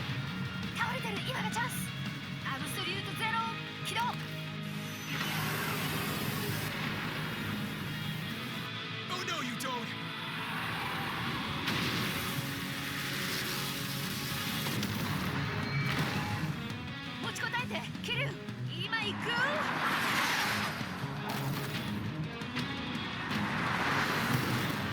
You're gonna get knocked out of the air, bro.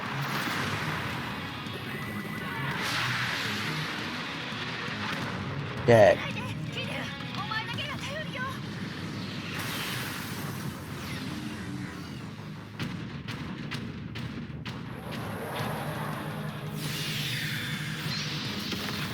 Oh shit. Playing ape Godzilla right now, bitch. Going ape shit. Oh. Oh. Damn. This is not looking good.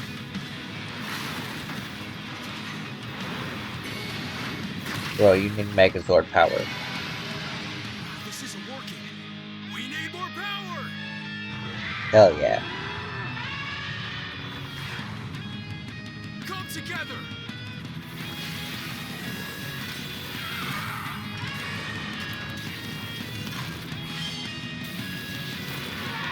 Let's fucking go. Body mode, powered up and ready for action! Let's finish this!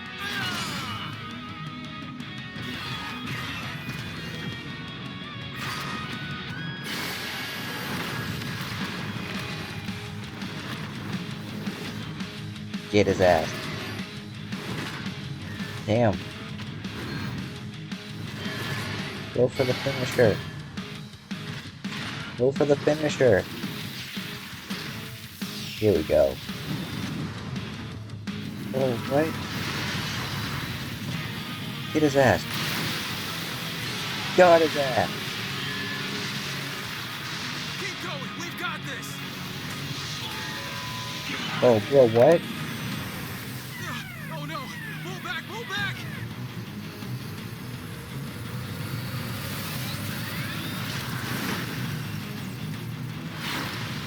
No way.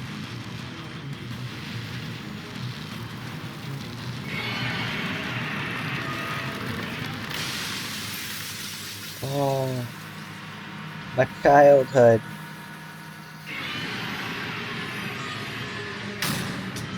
KO! oh, Damn, I really thought they had that.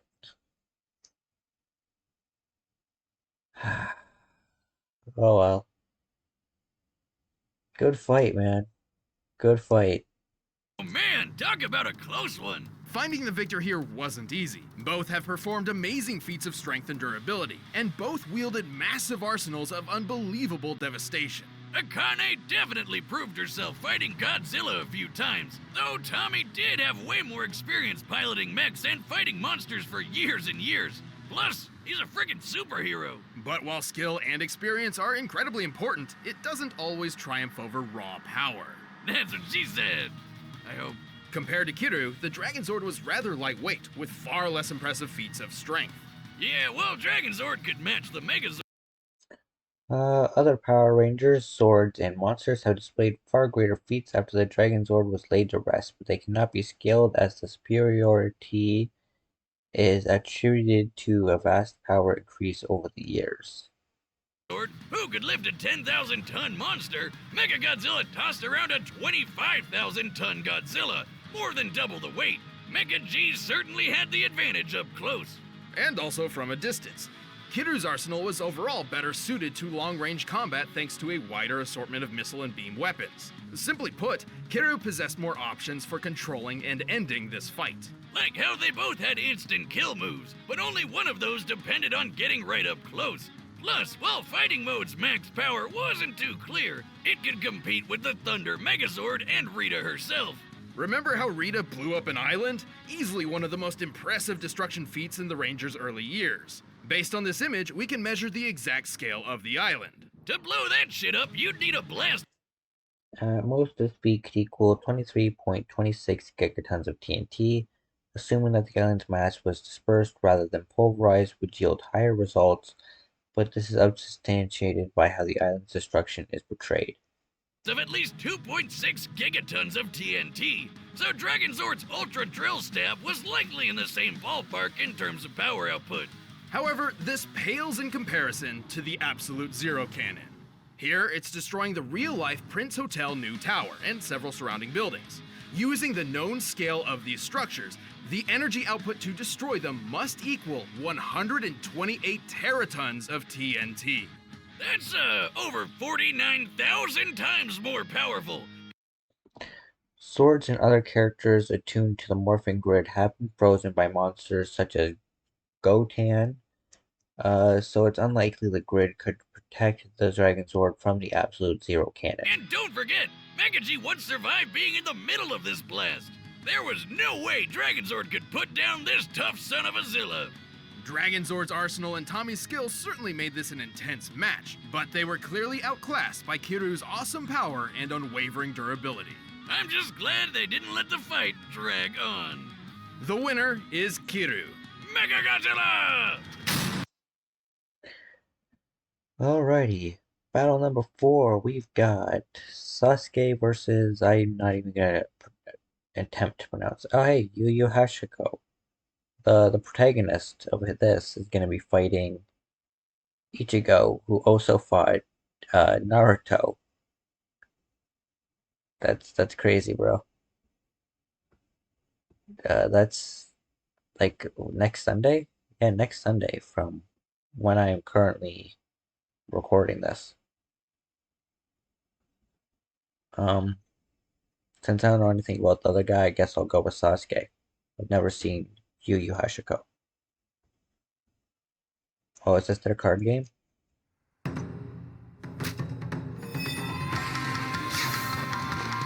Yeah, play their card game, yo. Their dice battle game, whatever the hell they called it. Check it out. They're grim, nihilistic, and dreadfully ominous. Even when they fight on the side of good, they'll never crack a smile or share in the reward. Edgelords. Oh, great. We're talking about edgelords, aren't we? Sasuke, Yeah. rival to Naruto Uzumaki and the solitary survivor of the Uchiha clan. And Hiei, rival to Yusuke Urameshi and lonely orphan to demons. Neat. He's Wiz and I'm Boomstick. And it's our job to analyze their weapons, armor, and skills to find out who would win a death battle.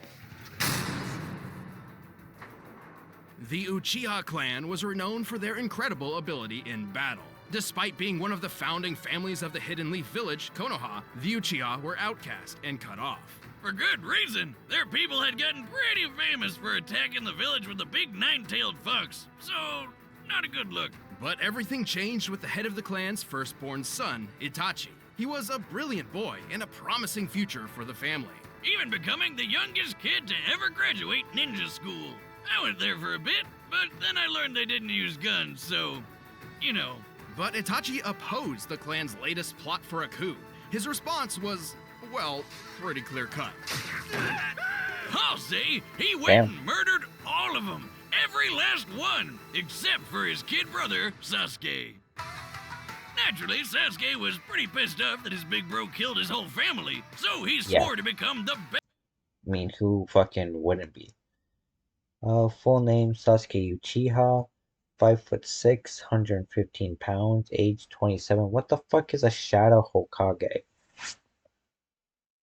I've never heard of that. Shadow Hokage. Here we go, meaning. Shadow Hokage refers to Sasuke Uchiha, often called this by Naruto due to the fact that he protects the village of Konoha from threats outside of the village, while Naruto deals with the eternal issues. This title highlights Sasuke's role as a protector, akin to the Hokage's responsibilities, but from a different perspective. The term is not an official title in the Naruto universe, but reflects Sasuke's significance and contributions to the village defense and stability.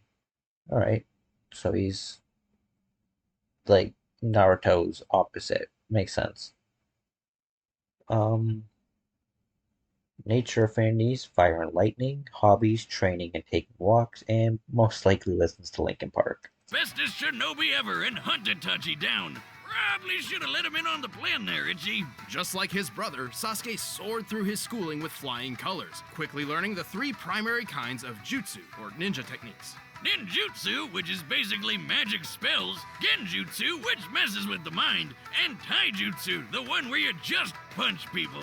While Sasuke impressed with inhuman speed, swordsmanship, and physical ferocity, he's mastered several powerful ninjutsu techniques. Like belching his classic fire breath, making up to 8 shadow clones of himself, and the Chidori, a ball of freaking lightning that has some shocking effects. Plus many more. And along the path to revenge, Sasuke formerly possessed Orochimaru's curse mark, which gave him further power, but he lost this when Itachi sealed Orochimaru. Regardless, he has long surpassed what the curse mark's power was capable of regardless. he spent much of his time perfecting and improving these techniques, even mastering lightning release to the point of casting Kirin, an electric strike in the shape of a dragon. Divine Intervention 2.0. Smiting your foes is the way to go. He can infuse his abilities with any of the 5 Sword of Kusanage, Fuma Shuriken, Shadow Shuriken, and Lightning Flash, Katara, Shuriken, Kunai, Lion's Barrage Technique, and Chibaku Tensai. elements: fire, wind, earth, water. Heart! No, lightning, obviously. Fire Release, Dragon Fire, Great Fireball, and Phoenix Sage Fire Jutsus. Lightning Release, Chidori Current, Chidori Senbon, Chidori Sharp Spear, Chidori Katana, and Kirin. Summoning Garada the Hawk, and Oeda the Snake. No. As well as yin release, an element of creation itself. So basically, don't make fun of Sasuke to his face, cause he'll kill the shit out of you before you even know what's happening. And we haven't even covered his best weapon yet. Right. It His turns eyes. out Itachi didn't only spare his brother because he loved him. He planned for Sasuke to witness this horror. He planned for Sasuke to swear revenge on him. Because this was the sort of trauma and hatred necessary to unlock an Uchiha's greatest weapon, the Sharingan. The Sharingan eyes aren't some cool-looking lenses. They give Sasuke a bunch of new abilities. He can see chakra, the energy within people that powers jutsu. He can copy an opponent's techniques, memorizing them after one look. It is almost like a mirror image of Sasuke must be capable of the technique in order to copy it. For example, he cannot copy the power of other Kekai Genkai, as he does not already possess. So, like Gaara Sand jutsu, he can't copy that because he isn't capable of performing it. my own taijutsu. He can even trap you in a bonkers genjutsu. Speaking of Gaara, and that fight where it just showed Gaara a little bit, go check out me reacting to Gaara versus Toph. My own taijutsu. He can even trap you in a bonkers genjutsu hallucination that makes you go crazy or just pass out. Like me on Saturday. And that's just the standard version. By adding the trauma of loss to the mix, the Sharingan can evolve Like a Pokemon? into the Mangekyo Sharingan. With the Mangekyo, Sasuke can call upon far greater powers. He can cast Amaterasu, an irrepressible black fire hot enough to burn the sun. Even better, Sasuke can summon the Susanoo, an enormous avatar of chakra that fights for and protects him. Which is strong enough to slice through meteors. Badass. Too bad Sharingan Part 2 has one big downside. Yes, it eventually causes the user to go blind. Unless you find someone else with the same manky eyes, pluck those out of his head, then rip out your own eyes and replace them with the other guys. Gross. And so, Sasuke found and killed his older brother, avenging his family and swapping Mangekyo eyes. Which was, again, Itachi's plan all along. So, good job? Who Yay. came up with this shit? Damn. Yeah, anime, man. The Susanoo has multiple forms, from a defensive ribcage to a complete humanoid giant. Sasuke can absorb chakra into his Susanoo to further alter it, once creating the more offensive focused Indra Susanoo via the power of the tailed beast. We're not done with eyeball shenanigans, though. He also got some Renegon circles, which gives him all sorts of weird context-sensitive powers. Like the, I'm not gonna say that word, he teleports by bending space and time. Most notably, the Renegon grants Alright, he's got the Sharingan. Genjutsu causes targets to hallucinate.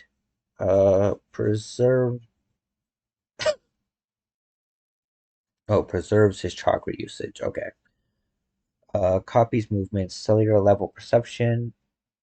Forces thoughts and actions on a target. Eternal Mangekyo Sharingan. Amaterasu burns for 7 days and 7 nights, and extinguishable by anyone but the caster. Complete Susanoo, Indra's arrow, Odachi sword, Indra Susanoo form. Sasuke the powers of the 6 paths, like the Diva path for manipulating gravity, the human path for ripping out souls, and the Preta path for draining energy. Like a... He's got the Renegon, which can do whatever the hell that says, which is teleporting, they said. Asura path augments his body with weapons. The human path reads minds and rips out souls. The Naraka path is for interrogation and restoration. The Preta path drains and absorbs energy. The Diva path is gravity manipulation, and the Animal path summons, of course, animals, which makes sense. Ninja vampire! Sasuke has used the Diva path in particular to extreme effect, once creating multiple planetoids which crashed in an explosion visible from outer space. By checking out the Earth's curve here, it's pretty obvious the blast is worth more than 35 teratons of TNT. That's 7 billion times more powerful than the Tsar Bomb, the biggest nuke ever detonated. And as mentioned before, Sasuke Stalemated Naruto when he was at his best. Defeated 1,000 shinobi all at once. Bypassed Gaara's absolute defense. Sliced through Madara's meteors. Put all 9-tailed beasts into Genjutsu without eye contact. Obliterated Shin Uchiha's base. Helped defeat Kayuga and Momoshiki. And defeated Naruto, Orochimaru, and his brother Itachi. Sasuke is known for his incredible speed, able to keep pace with the likes of fellow legends Naruto and Madara. In fact, Naruto once dodged an attack from Madara which, according to the 4th databook, moves at the speed of light. And Sasuke can fight Naruto to a draw. You know, the guy who's an alien descendant with a demon fox in his belly and also took a beam to the face that sliced the moon in half? That's a 27 exaton blast right there. With his quest complete, Sasuke finally discovered Itachi's true goals. But even after making peace and having a child of his own, he never could return to the happy life of society. You just can't shake off all that edginess. Instead, Sasuke chose to defend the Hidden Leaf from a distance, just like his brother before him. Don't mess with Sasuke of the Sharingan. If anyone who criticizes my way of life were to come forward, I'd turn around and kill every single one of their loved ones, so that they too could grasp what it's like to experience this hatred of mine. Jeez, dude, go ahead and lord those fucking edges. Standing less than 5 feet tall, this black-clad goth child may not seem so intimidating at first glance. Yeah, I mean, paint a red stripe on him and he's just a human Shadow the Hedgehog. But in reality, Bro. Hiei is a menacing warrior of demonic heritage. Born to a forbidden 5'3", weight is not available, between 16 and 99. That is a big gap. Demon class upper S, fire and ice demon hybrid. His name means flying shadow. Also known as Vincent and Philip, probably likes the color black. love between an ice woman and a fire monster. Reminds me of me and my ex. Well, too bad the rest of the ice ladies got pissed that she had banged a literally hot dude, so when her son was born, they chucked the little bastard right off their floating island. Damn, Dude. ladies, I know you're jealous, but you don't gotta take it out on the kid. That's my stepfather's job. And yet, the child survived. Raised by thieves and remembering every last moment of the catastrophe of his birth, Hiei swore revenge. And having bandits for foster parents means he got into stealing and murder at a wonderfully young age. With his otherworldly physique, Hiei quickly became an expert in athletic ability and swordsmanship. These skills would grow even further after he joined forces with his rival, the spirit detective Yusuke. But he needed more than blades and brawn to get back at the ice bitches. So he went to Shigure, the Doctor of Darkness, who would implant a magical third eye into his forehead. 'Cause we still ain't done with these eyeball shenanigans, I guess. This was the Jagan, literally translating to evil eye. With the Jagan, Hiei wields numerous mystical powers. He can spy on people and objects from 10 kilometers away. He can read minds and protect his own from powerful mental attacks. He can move objects and energy with telekinesis. And that's just the start of his powers. But with the Jagan stuck in his face, Hiei finally made the trip to Ice Town. But, wasn't quite what he expected. Right, instead of slaughtering the demon women as he planned, he spared them, because he realized that they lived meaningless, cold lives. You get it, 'cause they're ice people? Is this pity? From a demon? I mean, you might not want to invite this guy to your next backyard party, but he's not that bad of a guy. Case in point, he found out he's got a twin sister and set out on a new mission to find and protect her. And with the Jagan Eye and his further abilities, Bushido style katana, demon abilities, Fist of the Mortal Flame, Flamethrower, Astral Protection, and Elemental Resistances. What did they call this thing? Set out on a new mission to find and protect her. and with the Jagan Eye and The Jagan Eye, that's what they called it, right? So the Jagan Eye gives him telepathy, mind control, memory erasing, mental protection, and telekinesis. his further abilities, he'd make one powerful bodyguard. Yeah, by incinerating all your enemies! He can light his punches ablaze with his Fist of the Mortal Flame. Dragon of the Darkness Flame. Sword of Darkness Flame, damage absorption, can summon multiple at once, and fireball projectiles. Jagan Shi form, increased physical abilities, Jagan Binding Curse, and the Black Dragon Wave. Giving his foes a sick burn. But what's better than normal fire? Demon fire, of course! Dragon-shaped demon fire! Hell yeah.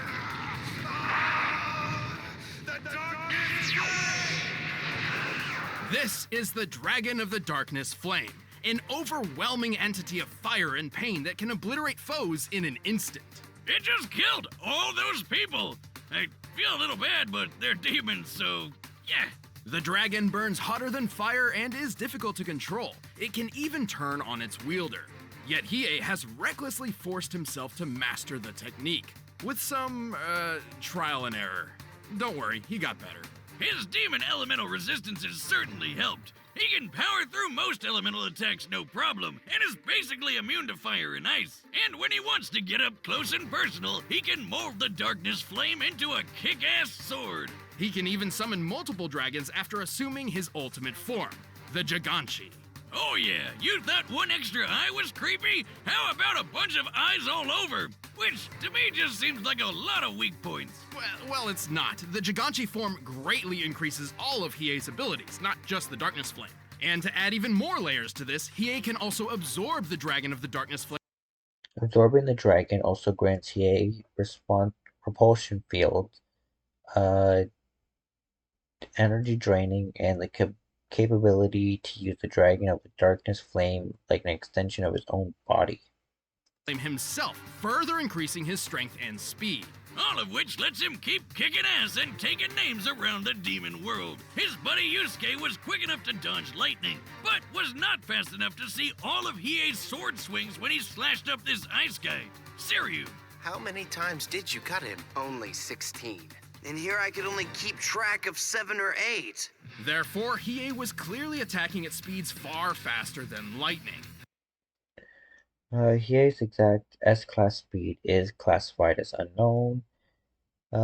Shirago fought on par with Yoko Karama, whose total demon power is 80 times greater than his base form. If Hiei power set follows similar rules, then he should be capable of speeds well over Mach 31,000.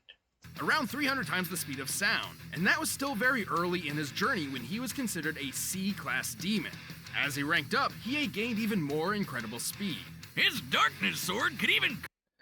The first to master the Dragon of the Darkness Flame, dodged Yusuke's spirit gun at point-blank range, stole the artifacts of darkness, became Kuro's right-hand man, fought 500 A-class demons for 6 months, damn. Defeated Zero, Makentaro, Kuro Momotaro, and Boo. Cut and burn through Kuro Momotaro, who evolved to be totally immune to, cutting and burning. So figure that one out. By the end of his adventures, Hiei was ranked S-class level, making him many times faster than before and equal in power to his rival Yusuke. And that means he's super powerful. Right. Sensui, an S-class human, claimed he had to limit his power, as a mere 50% of it could create a worldwide earthquake. Yusuke's mentor, Genkai, even believed Yusuke could obliterate the entire planet. But conveniently, the demon world is a lot bigger and tougher than Earth, so this crazy power level is tricky to prove. Either way, Hiei's basically on a league of his own. As shown by Sensui, a typical S-class demon can defeat 3 A-class ones with minimal effort. But Hiei took on 500 all by himself. I unleashed 500 A-class demons. Then you should know by now that when I say 500 A-class demons, I mean 1,000. Damn, dude, shouldn't they call you, like, Ultimate S-plus class or something by now? Well, he's certainly comparable to Yusuke. When Yusuke fought the Demon King Yomi in the Demon World Tournament, the two of them hit each other so hard that this happened. Holy shit, that's insane! While this technically occurred on a tree in the hardier demon world, yes, that's a tree, we can calculate the curvature of the planet as seen here. The treetop appears to be well above cloud level, and we can use the circumference and the distance to this girl to determine the explosion's overall size. With all this in mind, we concluded the blast must have been at least 4.5 million meters high, nearly 15 million feet. From just a punch! Well, I guess 2 punches technically, but Yusuke wasn't even in top form at the time, and he survived being in the middle of all that. Since Hiei can fight evenly with Yusuke and even move faster than him, I'd say they're definitely in the same ballpark of power level. And just for kicks, Hiei can separate his spirit from his mortal body while still maintaining all of his abilities. So, is he a demon? Or a ghost? Both, I guess. He can do this anytime he wants, unlike normal people who need to be killed, or sometimes just knocked out. You mean like this? Ah, ghost! Oh shit. Anyway, Hiei kept his word and soon found his sister. Despite being a ruthless killer, Hiei possesses a strong sense of honor. He will not release his full power against an opponent weaker than himself. Ironically, he also tends to underestimate his opponents. Bro. In need of aid. Despite his terrible upbringing, he's actually found a supportive family among friends. Except he never did tell her he was her brother, because he's just too emo for that. Still, few can match the dangerous power Hiei commands. Once your own doom has been unraveled, I assure you there's no turning back. All right, the combatants are set, and we've run the data through all possibilities. But first, let me tell you how to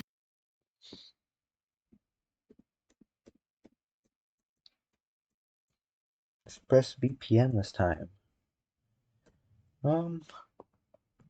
After hearing all that, this Hiei guy sounds pretty impressive. But I still have a bias towards Naruto since it's the show I know the most about, so I'm gonna stick with Sasuke. So let's see, who's gonna win. A death battle!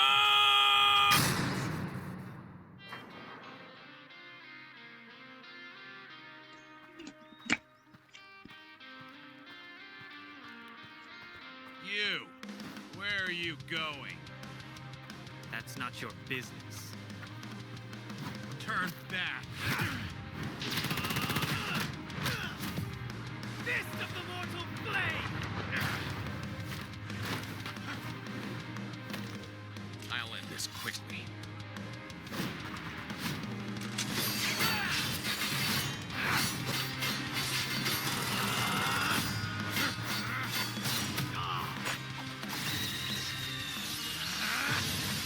Get him, Sasuke.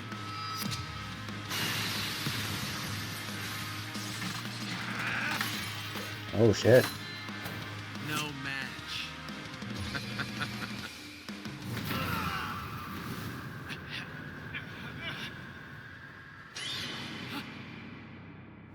Oh, he got into his head.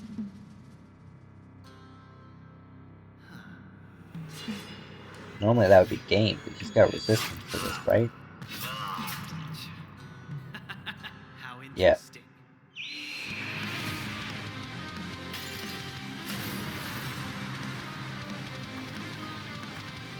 What? How? Pathetic fool. I'm the power fire dash incarnate. Dragon of the darkness flame!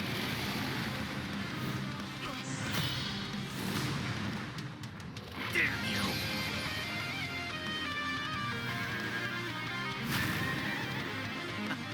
I don't think Sasuke's winning this one, guys. Dragon?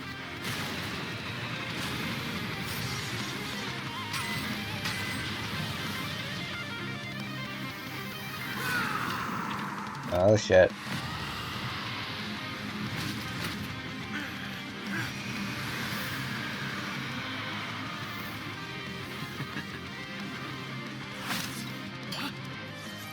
Oh. No match. Oh shit, Dragon Bite.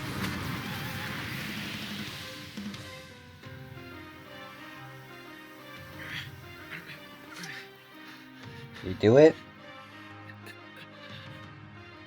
I'll put you to rest now.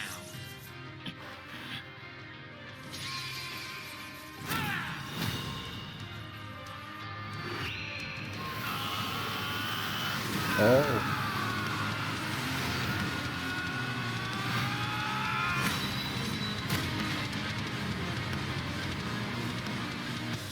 And the winner is? Oh, it looks like Sasuke lost. Damn. That's more like it. A fight fit for a demon. KO!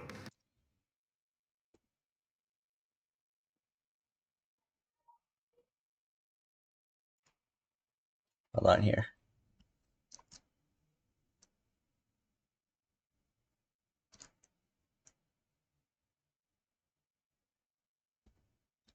There we go. That will hopefully maybe be the that might be the thumbnail. We'll see, but it might just end up being it. KO! Wait, really? I thought this was an easy win for Sasuke. What happened? Well, hold on. I promise there's a good explanation. This was an extremely close match. Sasuke was certainly faster than Hiei given his light speed reactions through scaling to Naruto. And technically he went through superior training, so there's certainly a few versions of this fight where he could use those advantages to take the win. But we're always looking for who has the best chances to win most often, not just in very specific situations. Exactly. At first glance, it's easy to assume Sasuke's enormous and varied arsenal could have simply overwhelmed Hiei. But to our surprise, Hiei had perfect counters for almost everything Sasuke could throw at him. Being a fire and ice demon hybrid with elemental resistances, he's powered through electrical attacks like the Chidori before, and his fire immunity and oneness with the Like the Amaterasu, Hiei's darkness flame can burn other fire, and Hiei has developed an immunity to it. Naruto and Kaguya have both proven that it's possible to counter Amaterasu's effects. darkness flame turned the devastating Amaterasu into a mere annoyance. Sasuke's Rinnegan gave him gravity control, and that Sharingan Genjutsu was pretty brutal. But Hiei's Dagon gave him telekinesis and mental protections, putting the brakes on Sasuke's eye shenanigans.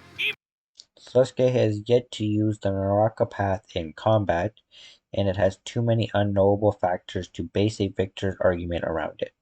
As Sasuke does not know Hiei, it is unlikely he could force Hiei to lie or not respond, even if Sasuke knew him. Hiei's confident and fearless personality would make this task difficult. Even if Sasuke tried using human path on him to rip out his soul, it wouldn't have mattered, because Hiei could keep fighting as a ghost! And frankly, it's unlikely Sasuke was that much faster. While Hiei could outpace lightning at C-class, Hiei has dodged Yusuke's spirit gun at point-blank range, which could indeed be light speed. It moves in an unbroken line, burns through its targets, and reflects off of mirrors. However, it could have these properties without being light speed, and has been shown to explode when fired as a larger blast. the difference between spirit classes is far greater than a simple 100 or 200% increase. After all, a lower S class could beat 3 A class fighters without much effort, and Hiei is an upper S class. But most surprisingly, Hiei's level of power surpassed Sasuke's. No friggin' way! Let's look at the Susanoo's meteor feat. By measuring the meteor's size compared to the Susanoo and applying sheer force, we determined this feat equaled about 364 teratons of TNT at most. As Sasuke and Hiei both absorb energy, these techniques counter each other. Sasuke's Preta path only absorbs chakra and thus could not absorb the darkness flame. Thus, and his lack of advanced senjutsu techniques means that he could not create the Indra Susanoo, as it requires chakra equivalent to the tailed beasts. In scientific terms, that's a hell of a lot. And obviously scaling to Naruto means he could take a hit worth 27 exatons. How could Hiei top that? Well, recall how there were multiple claims that S-class demons could obliterate the Earth. Since most fights took place in the demon world, which is much hardier than the human one, these claims were difficult to prove and seemed a little dubious. Until Yusuke fought Yomi and they made that gigantic explosion. As we determined earlier, that blast was at least 4.5 million meters tall. At minimum, the kinetic energy of an explosion like this would equal about 285 zetatons of TNT. That's 21 zeros! Way more than Sasuke's meteor feat. Even if we half it, cause there's 2 people doing the punching, that's still over 5,000 times greater than the Naruto moon slice. It's probably even more impressive than that. If the tree is actually closer to the clouds, and therefore closer to the planet, that technically changes the shot's perspective, which would mean the tree is actually even wider, the explosion even larger, and thus the kinetic energy even greater. So when Genkai said an Sasuke does not scale to Kayaga's planet-busting attack, as it was not her own power. She required the chakra of the entire Earth's population, and thus this attack would have killed both Sasuke and Naruto, so their levels of power is most likely below the attack's output. S-class demon like Yusuke or Hiei could wipe out a planet? She wasn't kidding around. Correct. While Sasuke is equal to beings powerful enough to slice and shift moons, he still could not match Hiei's strength. Hagoromo and Hamura created and moved a moon, a feat that is worth 254 zetatons of TNT at most, less than the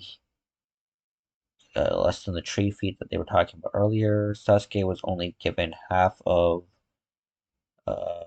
Hagoromo's power or 1/4 of this feat's potential. Although Naruto and Sasuke copied the moon creation to defeat Kyuga, it was a ceiling technique and does not directly translate to overall power level. Even if Hiei was only half as strong as Yusuke, this would still put him well above Sasuke in terms of sheer power output and durability. So while Sasuke was still faster, he had a real tough time trying to land a fatal blow. There were a lot of factors in this fight, and Sasuke certainly clinched several advantages of his own. But in the end, Hiei's impeccable abilities, perfect counters, and clearly superior power took the victory. Sasuke lost the edge and was a sure goner. The winner is Hiei. Alright, we got one more fight. Last time today on Death Battle, we've got Ganondorf versus Dracula. Ganon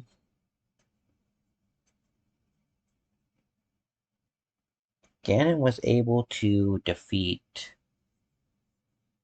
Bowser.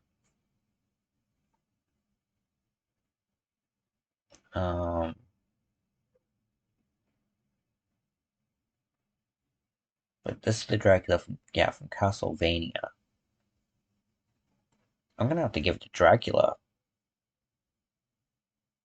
I don't know, I feel like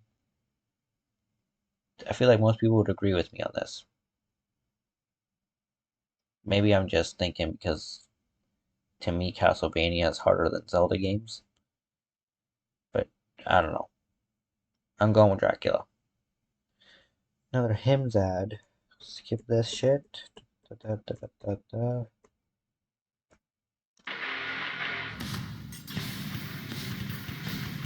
Fame may be fleeting, and wealth ephemeral, but true evil never dies. It just comes back with a goddamn second health bar. Ganondorf, the calamitous demon king of Princess Zelda's Hyrule. And Dracula, the everlasting vampire lord of Castlevania. He's Wiz and I'm Boomstick. And it's our job to analyze their weapons, armor, and skills to find out who would win a death battle. Millennia ago, in an age long past, the Demon King Demise threatened to pull the world into blood and war. Until he got his ass slapped by this pointy-eared boy in green. Undaunted by being, murdered, Demise cursed the blood of the goddess and the spirit of the hero to be forever haunted by his wrath made flesh. That curse became Ganondorf Dragmire. Good old Dorf was born to the Gerudo tribe of the desert. Thing is, the Gerudo were all ladies, and Ganondorf was the first male born in 100 years, which automatically made him their king. Because reasons, I guess? Wait, Yeah. So he gets to be in charge and has the best odds on Tinder? That's my dream come true. Who could want more? Ganondorf could, jealous of the neighboring kingdom of Hyrule's verdict. Full name, Ganondorf Dragmire. 7'6", also known as the Great King of Evil, incarnation of Demise's hatred, mentally damaged with each reincarnation. I didn't know that. Enjoys playing the pipe organ. And fields, clean water, and not being a godforsaken desert, he dreamed of a better world for his people. Or, just for himself. Being the reincarnation of ultimate evil means you're probably kind of a selfish douche. And surprisingly, his vile ambitions would be rewarded. Turns out, he was also preternaturally adept at magic, as befits an education from his caretakers, the witches Koume and Kotake. From them, Dorf learned to pitch balls of electricity. Ganon also possesses the same powers as Agahim and Zant. Agahim was an alter ego of his, and much of Zant's power was gifted to him by Ganon. Summon lightning, move objects with telekinesis, levitate, form barriers, and control minds. When he wishes to fight from a distance, he can create phantom horsemen or puppets of himself to battle as his proxies. Or if he wants to get personal, he can use his dark magic to enhance his physical strikes, making him a badass at all ranges. He's a master with a blade. Weaponry, Sword of the Sages, Swords of Demise, Dark Trident, can fly, has magical lightning, mind possession and manipulation, transmutation, mutation and duplication, monster summoning, twilight magic, and malice magic. Sometimes two, and sometimes on horseback. And sometimes 2 swords on 2 horsebacks? Let's not get crazy. He was just a man, after all, though not for long. With his magical training complete, Ganondorf put his greatest skill to the test, his raw cunning. By manipulating the rulers of Hyrule and its neighboring domains, as well as a curiously familiar boy in green. Hey, what do you know? Weird coincidence. Yeah, I wonder what he's doing here. Go watch Link vs. Cloud. Ganondorf gained entry to an alternate dimension called the Sacred Realm. Within it lay the Triforce, a magical artifact left by the gods said to grant the wish of whomever touches it. The perfect solution to all your world-conquering needs. Except once Ganondorf got his hands on those golden Doritos, 2 of them jumped ship. See, only someone with a perfect balance of courage, wisdom, and power can wield the complete Triforce. If someone with an imbalance between those 3 virtues touches it, it splits. In this case, the pieces of wisdom and courage went to Ganondorf's enemies, Princess Zelda and the hero Link.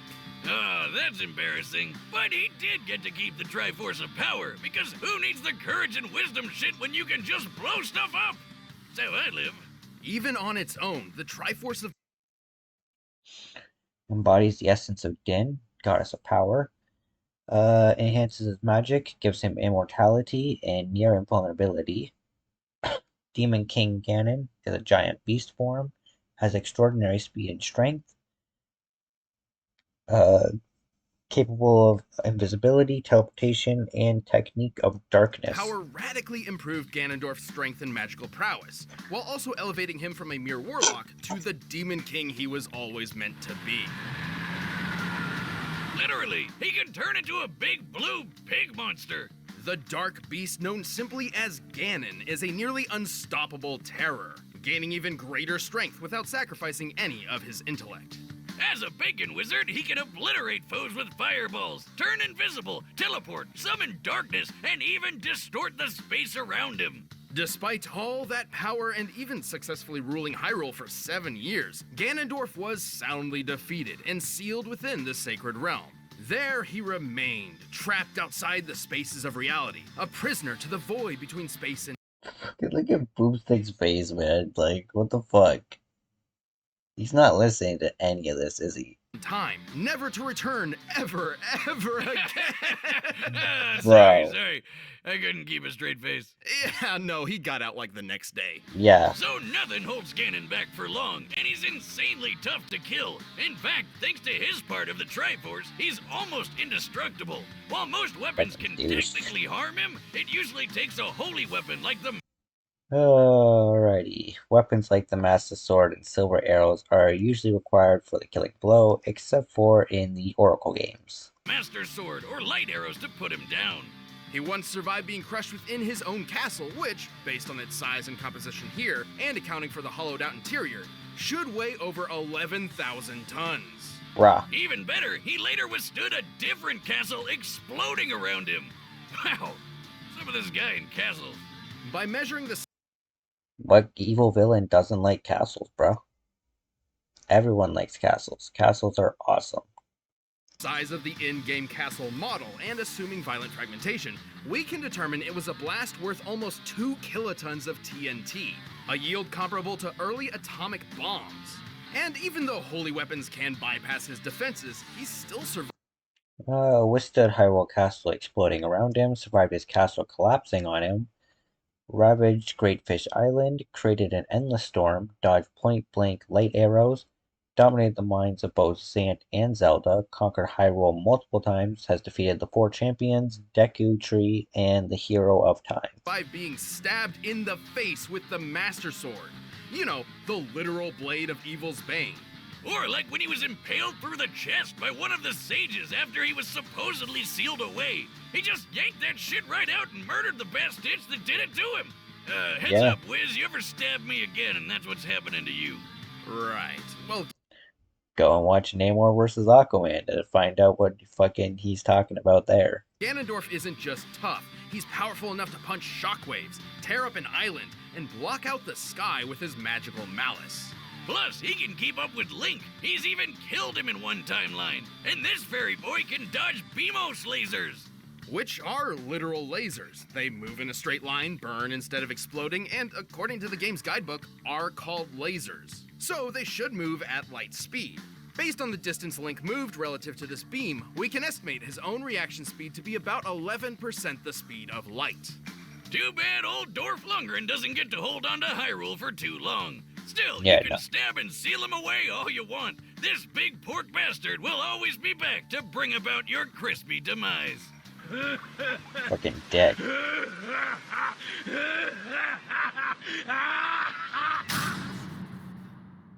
The fuck you laughing at, Ganon? In the world of Castlevania, the universe is governed by two opposing forces, order and chaos. Hey, it's like you and me, Wiz. No, Kinda. I mean literally. As legend goes, for God to be good, there must be an equal force of evil to create balance. In evil... You mean like the devil? Why would Dracula be that counter?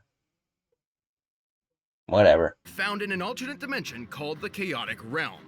This is chaos. But to keep his spot in the balance on Earth, Chaos needed to choose a Dark Lord to represent him. A Dark Messiah, if you will. Oh, Dracula. As luck would have it, a perfect candidate would end up choosing him. In the 11th century, Matthias Kronkvist was the strategic mastermind behind a company of knights, alongside fellow commander and best friend, Leon Belmont. But as with most...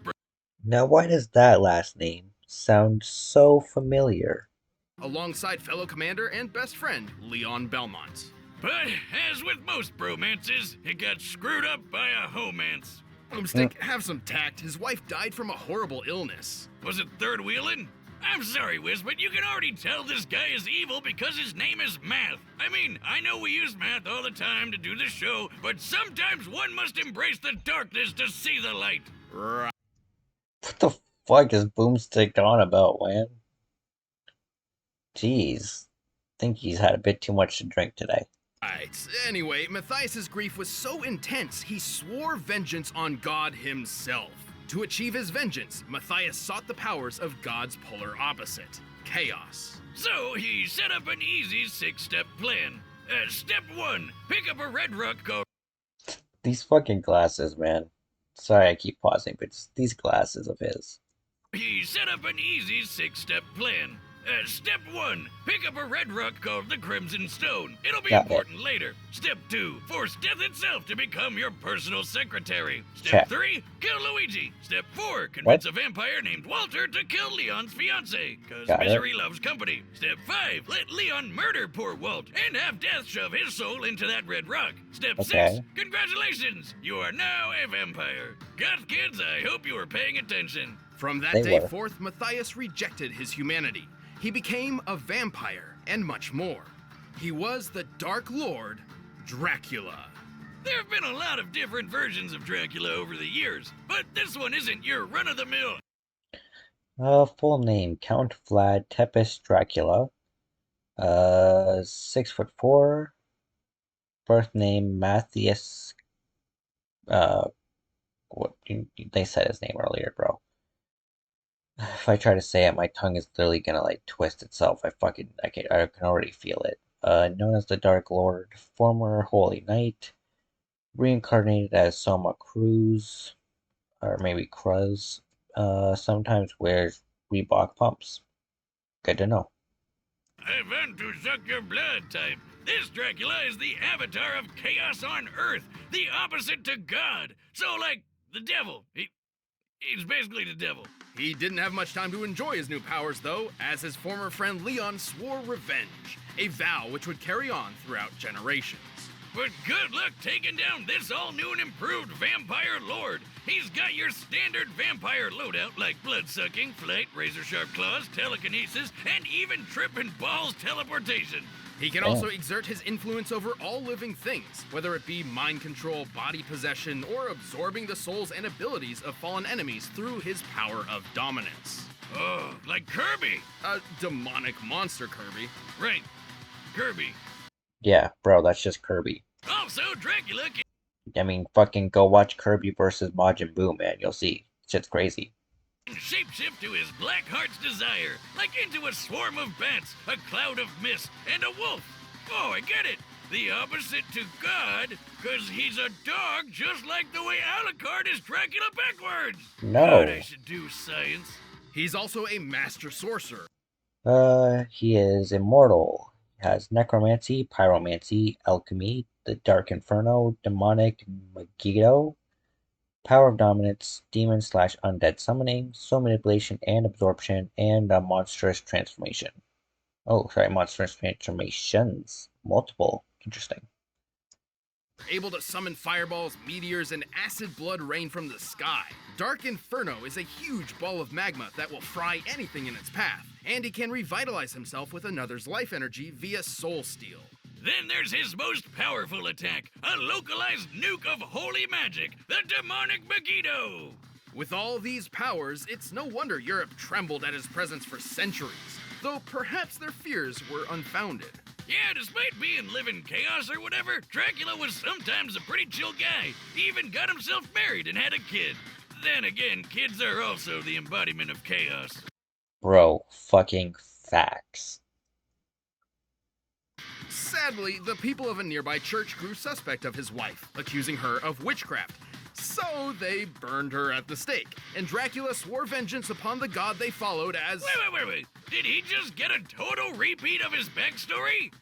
Man, this guy can't catch a break. Just get stake and of his wife, embodiment of chaos.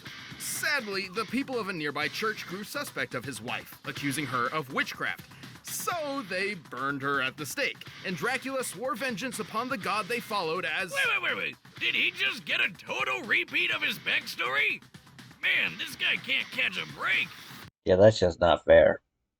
He was even forced to battle multiple descendants of Belmont, many of whom would actually defeat him.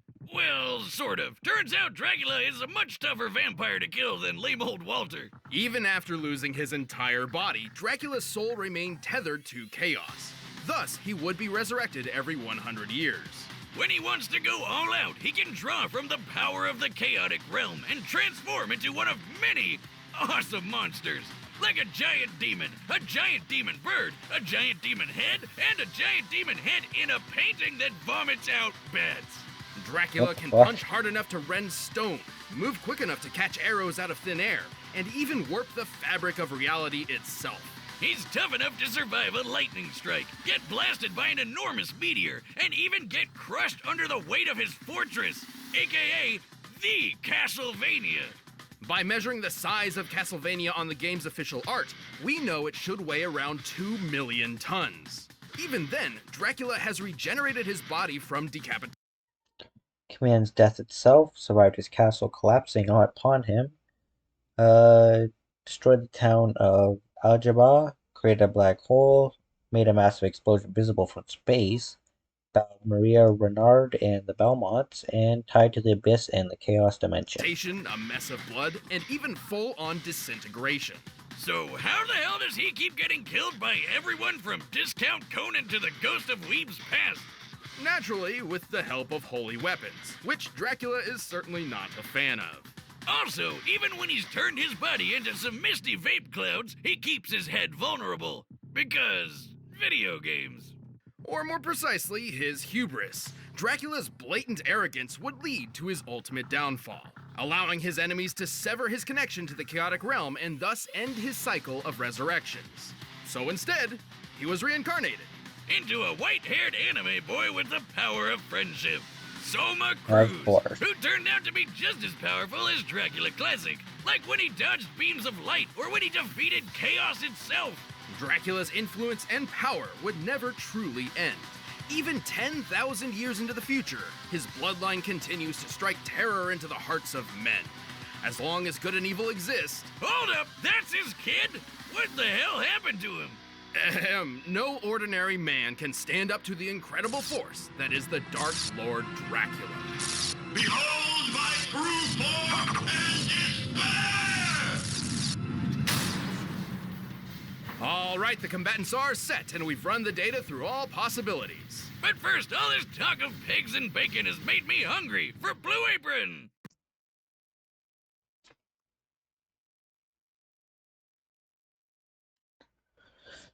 Alrighty. Skipping Blue Apron. And one last battle, guys.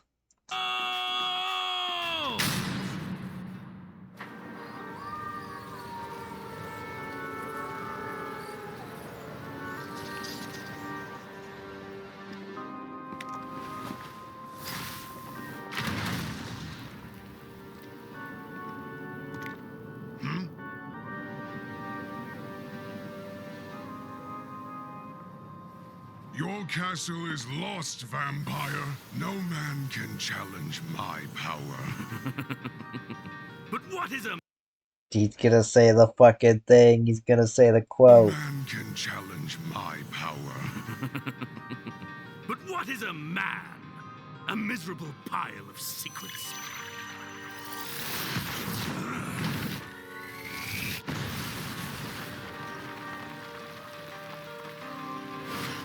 I'm no mere man.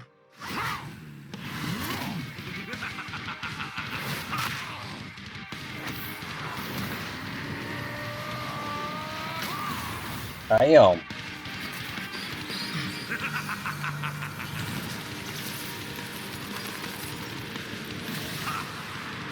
Can't do shit.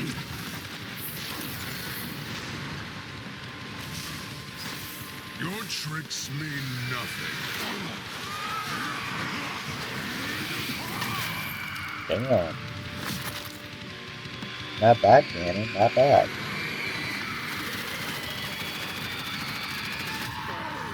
I don't think you're winning this one.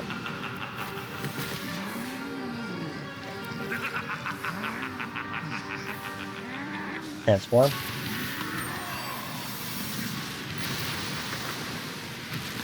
Called it. Oh, maybe he didn't transform.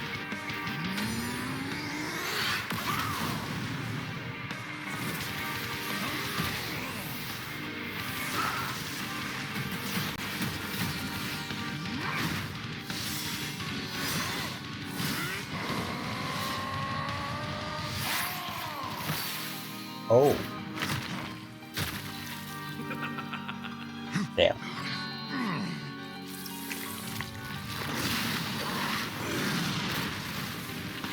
Second fucking phase.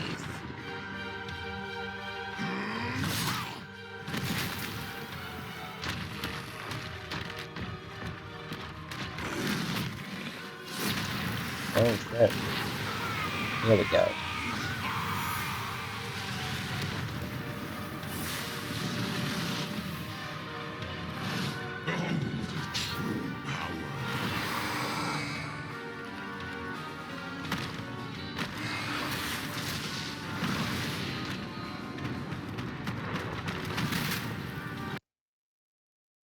Pro, hold on.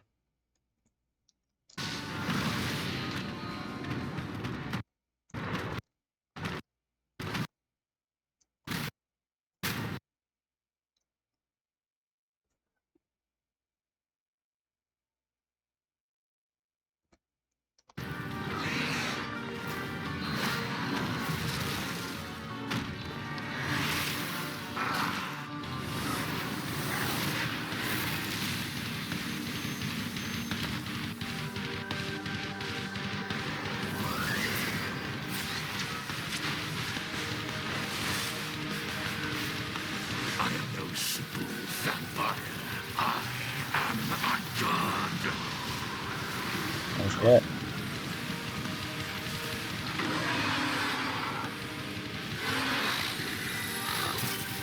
Oh.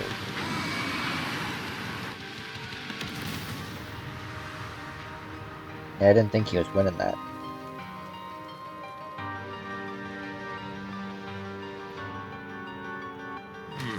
You're right. You're not a man. You're a pig. Let me hear you squeal. Damn, that line was cool.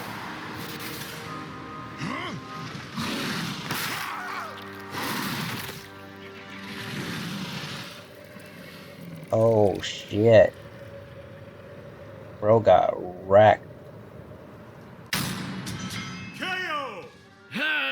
You know, I hope hope someday I can learn to drink beers as violently as Dracula drinks people. There was a lot going on here. Both Ganondorf and Dracula show similar reaction speeds, with only a small % difference when compared to the speed of light. They were both brilliant schemers who have perfectly manipulated many intelligent foes, and their standard magical arsenals seem pretty comparable overall. But Dracula did have a leg up with a few extra magic powers that Ganondorf just didn't have. Like how he could rip out his soul in a bunch of different ways. That's something Ganondorf never really had to guard against before. Also, remember how Ganondorf survived an explosion worth about 2 kilotons of TNT? An admirable feat, to be sure, but let's look at that meteor strike Dracula survived. Based on its size, composition, and speed of ablation, it must have struck with an energy equivalent to 2 megatons of TNT, 1,000 times greater than Ganondorf's proven durability. But hey, I know what you're thinking. What about that sage sword Ganondorf had? Shouldn't he have had an easy time killing Drac since it's a holy weapon? In some circumstances, sure. Running this fight over and over 100 times, Ganondorf would certainly score a few victories. But when considering Dracula, both Ganon and Demise have had their non-physical beings sealed away in alternate dimensions or objects. This lends credence to the possibility of Dracula being able to manipulate and steal Ganon's soul. Absurd regenerative abilities, it would take more than just a few hits from a holy weapon to finish him off. Not to mention, Dracula also wielded a holy weapon that took advantage of Ganondorf's weakness in the form of demonic Megiddo. Yeah, I know it's called demonic, so it seems weird, but it is explicitly described to be holy magic. And dropping a holy nuke on Ganondorf was a way more powerful victory move than trying to hit Dracula with a sword. And that's really what this came down to, power. Despite literally wielding the Triforce of Power, Ganondorf's Triforce of Power has been overpowered before, such as in the original Legend of Zelda and in the Twilight Princess. With Dracula's greater power and ability to exploit Ganon's greatest weakness, he certainly could do the same. Potential paled in comparison to the energy Dracula drew from Chaos. Let's put this in perspective. The Triforce of Power comes from the goddess Din, who made the Earth. While we don't know the exact amount of power Din put in this piece, let's just highball it and directly compare it to her. So the energy attributed to the Triforce of Power could be compared to the size and energy of a planet. Even if the Golden Goddess's powers were far greater, Ganon only possessed a fraction of it. It took the entire Triforce to maintain the alternate dimension of Lobo, and even then only for a limited time. There is no evidence that the Triforce of Power could ever match the Chaotic Realm. However, the Chaotic Realm is an entire universe, completely upheld by the power of the Chaos entity. That is leagues greater than the power Ganondorf possessed. So it definitely had a lot more juice to give. Try thinking of the Chaotic Realm and the Triforce of Power as batteries, which fuel Dracula and Ganon's abilities. Compared to each other, Dracula would be drawing energy from something like a car battery, while Ganondorf's would be more akin to a small AA. Wiz, I'll give you $5 if you lick that battery.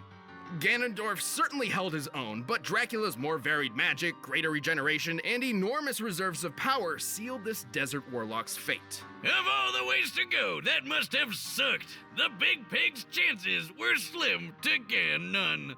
The winner is Dracula. Alright, that is gonna be it for me this episode, guys. Come back next time, and we'll see what we got. Go check out Death Battle, give them their love and everything, watch their videos, especially since they've got a new one coming out next Sunday. As of recording this, the actual date is February 8th. Don't forget to like and subscribe.